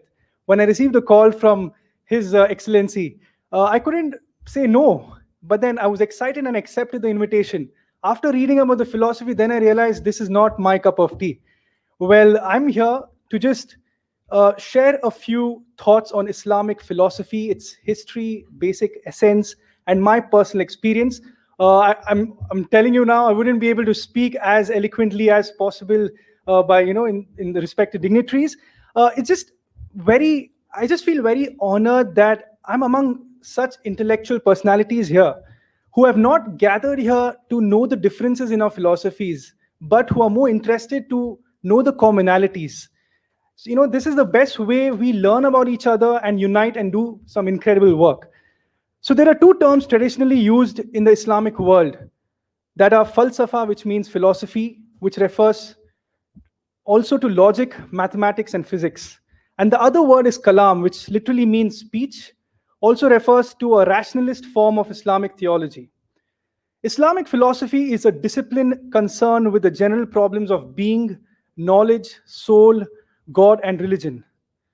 Some of the famous Islamic philosophers are Al-Farabi, Ibn Sina, also known as Avicenna, Al-Surawardi, Ibn Rushd, Mir Damad, and also Muhammad Hussain Tabatabai, a Shia theologian who has written a book called Tafsir al-Mizan. In Islam, philosophy, theology, and science have interacted intimately almost from the beginning and played an important part in the intellectual history of Islam. The quest of knowledge, according to Muslim philosophers, is a divine command. An understanding of the soul, particularly of the intellect, is a crucial component of that journey. Mastery of this subject gave a framework for explaining and integrating the mechanics and nature of our senses and thoughts. Philosophers anchored their knowledge of the world in a stable and predictable physical reality. This meant tracing the relationship between the soul's external and internal senses, as well as its imaginative and reasoning capacities, and naturalizing the soul, which is called nafs in Arabic. However, the subject's ultimate goal, the union of intellect and universal truth, was obviously philosophical and spiritual in nature. The period of rigorous philosophizing took place during the Islamic Golden Age, which is from the 9th to the 12th centuries. Islamic philosophy is a realistic philosophy, also based on Aristotle's philosophy. The two mainstreams of Islamic philosophy are Avicenna's philosophy and Sadra's philosophy. In the philosophy of Islam, the relationship between the soul and body is shaped by the unification of the soul with the body, its effect on the body, soul's independence, the state of the body, the separation of the soul after the body's death, and is shaped by whether the soul preserves its individuality. According to Avicenna and Islamic philosophy, the soul, in addition to perception, awareness, free will, and its interaction with the brain, has an important unconsciousness effect on the body. In this view, the soul is the cause of stability and durability of the brain and matter. Therefore, to maintain brain stability in both quantum and classical perspective, a cause other than the matter itself is needed. Here, the mind plays role as an unconscious stabilizing factor. We say the human soul is potentially intelligent and then becomes actually intelligent. And anything which goes from a potential to an actual needs a cause to actualize it. Thus, there is a cause which takes our soul from a potential state to an actual one in the ineligibles. The cause that grants the intelligible forms is not anything but the intellect which actually owns the incorporeal intelligible forms, and its relation to our souls is similar to the relation of sun to our eyes. Thus, as sun is actually visible by itself, and by sun's light, we also see those things which are not actually visible by themselves. The same is true with the case of intellect of our soul. For Avicenna's philosophy, this proves that the soul is an independent, intelligent substance, both prior to the involvement with the world and afterwards, when the corporeal organs that serve the soul perish. The embodiment of himself as a perfect man is a part of the ultimate purpose of life. God, as the Almighty, gave life to human beings at once so that people can become perfect beings. In the attainment of this perfection of the social life, he must learn to understand and execute rights and obligations between spirit, soul, heart, intellect, and as unit of the component in the form of a human being. The sense of social considerations become a tool to distinguish between good and evil. Human perfection can only be achieved through education, the dissemination of human nature, his creation, and his goal. Islamic philosophy is not complete without mentioning of a personality, Imam Ali alayhi salam. With Imam Ali and the Imams of his descent, religion was a vital and positive force of life. The ardent love of knowledge, their devotion of the cause of humanity, their intense desire to improve the masses, their belief in evolution of human minds, their sincere faith in Allah and His mercy, love and kindness, and their looking upwards beyond the literal interpretation of the law, show the spirituality and depth of the philosophy of religion and mind. Our sixth Imam, Imam Jafar Sadiq alayhi salam, defines knowledge as enlightenment of heart in its essence. Truth is its principal object. Inspiration is its guide. Reason as its acceptor. Allah as its inspirer. And the words of man as its utterers. To them, evolution of mind was the essence of life, and religion was the essence of the evolution of mind. Imam Ali taught us that a man without mind is not a man, and a mind without religion is dangerous. Devotion without understanding will not bring blessings of Allah if it's useless. He attaches so much value to mind and its correct ways of grasping the truth that he says your first leader and guide is your mind. At another place he says that nothing is more useful to man than his intelligence. So there is nothing wealthier than wisdom, or there is no greater bounty of Allah than the intellect granted to you. Next to intelligence and wisdom, he taught us to attach importance, sincerity of purpose in life. He therefore advises us to, I quote, to judge your own soul before the time of judging your action arrives. Make an estimate of yourself before you are called upon to account for your conduct in its existence. Also, as a doctor, I'd like to share in a very simple terms about mind, body, and soul, the concept which I understood in Islamic philosophy. We all want to be healthier versions of ourselves and improve our overall well-being. Most of the time, we tend to concentrate only on the body, focusing on our physical health. While it is very important, it's not the only component of well-being we should be improving. To achieve lasting health, we need to understand the importance of the body, mind, and soul, and how they work together to believe our overall well-being. A healthy body keeps you well and active. A healthy mind keeps you focused and engaged. A healthy soul keeps you fulfilled and content. It's vital to nurture each brain to ensure optimal well-being. We need to look after our mental health to maintain focus and clarity of the mind. It's important to develop positive relationships and genuine connection to nourish our spiritual and emotional health. As you know, we pray in the form of namaz. It's a conversation with God. I think for me, it's personally, a way of connecting our mind with God. That's as a last resort, we go and ask for forgiveness. Like Sir also mentioned, the concept of forgiveness, repentance is extremely highlighted in Islam, as it is said that God is most glorious and most forgiving, and the doors of forgiveness are open till the day of judgment. And also the Holy Quran, which preaches us, which conveys the right message of God. It's basically a God's word presented to us through the Holy Prophet Muhammad. And we also give sadaqah and charity. Charity is basically you help anyone you see. You don't need to be you don't have to be following a particular religious faith. And sadaqah is also a form of charity where before I step out, I remove a percentage of my income and I do charity with that. From the very famous book from the Shia scholar called Falsafatuna by Ayatollah Sayyid Muhammad Baqir Sadr, he has quoted some very important verses of the Holy Quran, and I quote, on chapter 41, verse 46, he who does right, it is for his soul, and he who does wrong, it is against his soul. He also says, he who does right, whether male or female, will enter paradise, and also will be provided for without restriction in chapter 40, verse 40. Thus, it builds a link between personal motives and the paths leading to good in life. It also modifies the interest of individuals in such a way as to make individuals believe that their personal interests and the real general human interests, as defined by Islam, are interrelated. The second form that religion adopts for the purpose of reconciling personal motivation with social values and interest is its attempts to offer a specific moral education concerned with the spiritual nourishment of the human beings and the emotional growth and moral sentiments. And also we spoke about life. Quran speaks about the end of life.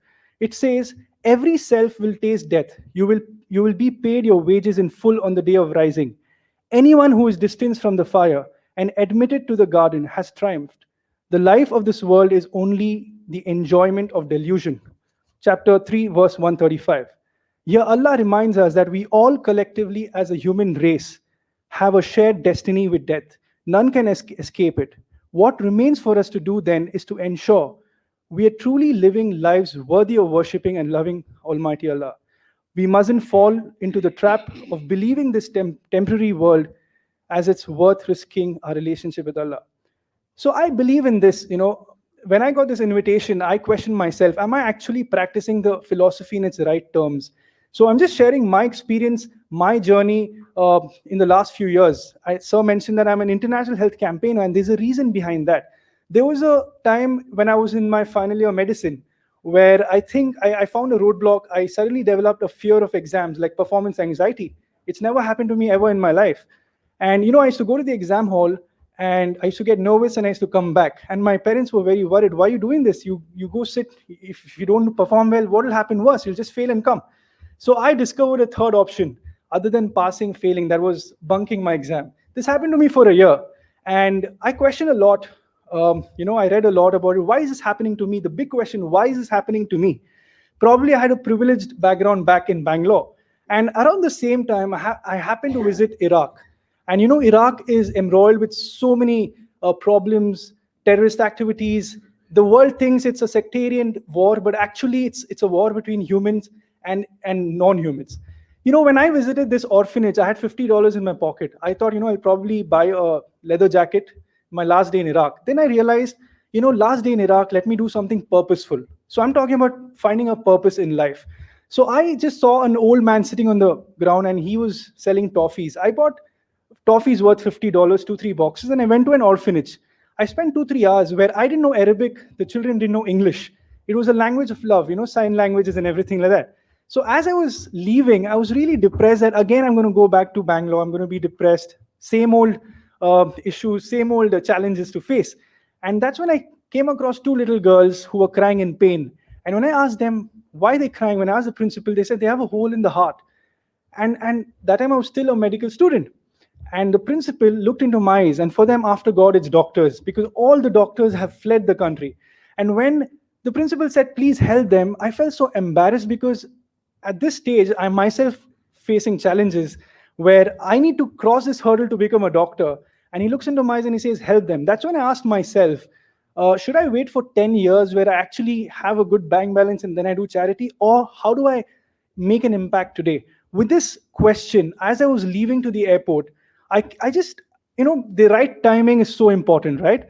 And around the same time, I read this verse, an article on Facebook someone had shared. And, there was this old man sitting on a street and he was crying of hunger. And someone who, a soft-hearted person just passed by and he was so hurt, he asked God, oh God, why aren't you doing anything? He didn't get an answer the same day. The next day, he gets an answer saying, I've certainly done something. I've made you. So it is your responsibility. So we all are mediators. The right timing, I realized, okay, even though if I'm not able to afford this surgery, let me connect with the like-minded people. And that's what I did. I got in touch with my friends in London and we said, we need to do something for the children of Iraq. And we raised around 10,000 pounds that year. And in the last 4 years, we have raised around 120,000 pounds and we've done around 24 heart surgeries in the last 4 years. We flew the children from Iraq to Bangalore with the help of Dr. Devi Prasad Shetty from Narayana Health City, who has subsidized the entire cost of operation. And this year, when I was in London, we organized a marathon where we were able to raise 80,000 pounds in just 1 month. In that, I'm also a great opportunity to share with you. We're going to be sponsoring 25 children from India and 25 children from Iraq. So if you have anyone who has a congenital heart defect, you can please reach out to me. So this was my purpose in life. Today, I can proudly say that the philosophy of mind and the philosophy of my faith showed me the right direction. I tell my friends, I'm born a Muslim. My religion is in the 4 walls of my house. Once I step out, I don't need to be propagating my faith. I think my conduct, my character, and my work should be do the talking.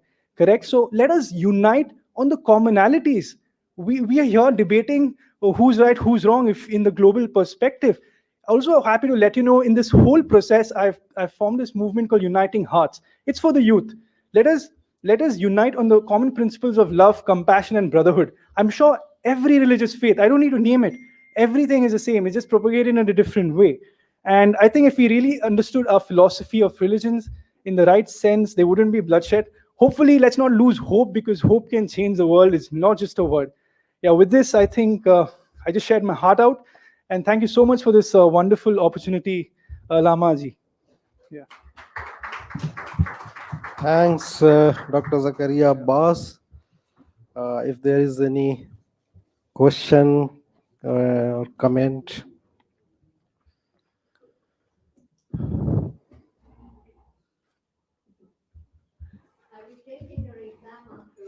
Yeah. The same year I got back.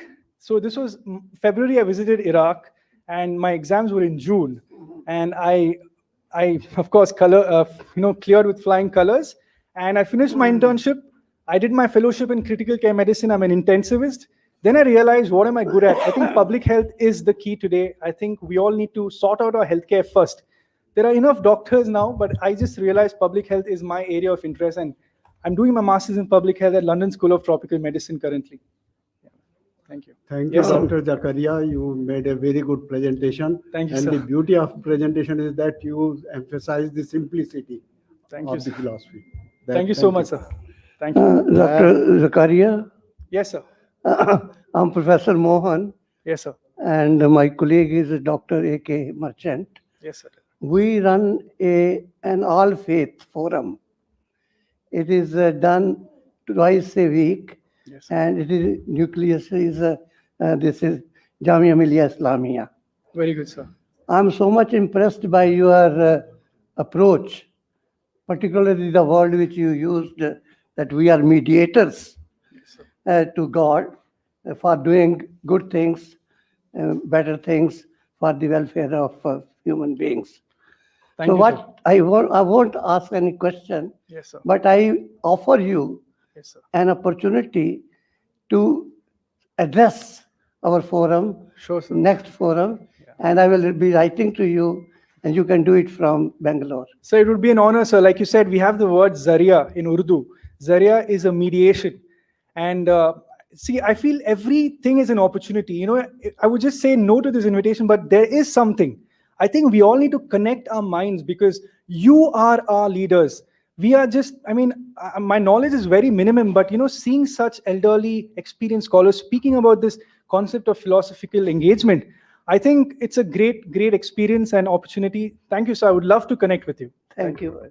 Thanks, Dr. Mr. Chairman, Zakaria. I'd just and like to add, Mr. kudos. Chairman, I'd like to add Yeah. one point here. Yeah, please. You know what Dr. Zakaria Abbas was telling us, when we look at it in the context of the science of the mind, the choices that human beings make, you had to go through a certain experience, and the kind of choices, the decisions you made became a turning point and made you a better human being. Yes, sir.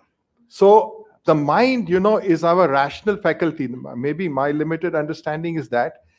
And which way to go? Today, I mean, the world leaders also have to make very serious and important choices for the entire human race. But they are not making because of so many other compulsions. Absolutely. Maybe prejudices, maybe their own hidden developmental agenda, or maybe their own personal glory is more important than the survival of humanity, things like that. So it's quite exemplary that in the science of the mind, how can we, as we heard our earlier two distinguished speakers, raise ourselves to become that kind of human beings who will manifest those higher qualities? Sure, Otherwise, to become an animal and a beast and live in a jungle-like situation is very easy.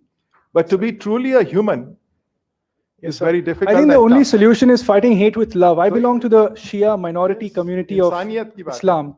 And you know, we are persecuted in Afghanistan, Pakistan, Iraq. But the only answer we have for that hatred is our aggressive work on the ground. You know, whenever there's a bomb blast, you must have heard in Afghanistan schools, maximum majority are the Sufis and the Shia Muslims being targeted, being called infidels, also the Ahmadiyya community. But you know, if you see, we are the ones fighting these forces on the ground in Iraq, Syria, whatever. So I'm full of love. I just try to connect with my friends saying that, listen, you know, forget the media, forget the politics. They all have an agenda. On the ground, we are the future, because I'm afraid if I'm the only last generation, after the generation after me, the young school kids, they are, you know, they're all being brainwashed. Correct? So they need, this philosophy needs to be conveyed to them in the simplest of forms. Correct? They need to understand what's the concept of your religion. Let's not go to scriptures and history. I don't know myself, the history and the scriptures, but the concept of religious philosophy. And I would love to know the Hindu philosophy, the Christianity, the Greek, like Sir mentioned, and Jain, Buddhism. It's so interesting. If you see, everyone propagates the same way, and maybe another faith propagates a little more. Why don't I learn from that? Thanks a lot. Yeah. Dr. Zakaria. Yes, ma'am. I really liked your presentation and your service spirit, Thank your you. compassion, and your emphasis on human values, and your open-mindedness. And I wish you all the best. Thank you so much. And ma'am. you achieve whatever you aspire. Yeah. And Thank you for so much. humanity. Yeah. Thank you so much, ma'am. This means a lot, of course. It's like recharging my battery. I had a rough travel last night. And it's but very, very naturally and simply put. thank And you so much. can relate to. I'm not so academic, so Neither am I, I could please. not I was understand nervous. most of, Yeah. unless and until you're really, Yeah. you have knowledge. But this presentation is something which, I think which everybody can relate to and understand. Thank you so much. ma'am. Thanks a lot. And Thank you, sir. we Thank you had, so much. now the session comes to an end with is there any three presentations we had in this session from Professor Vijay Tanha, Father Dr. K.M. George, and Dr. Zakaria Abbas. So thank you everybody. And it was really a very vibrant, thought-provoking session. And now we can proceed to IIC lawn for the tea. Thanks a lot.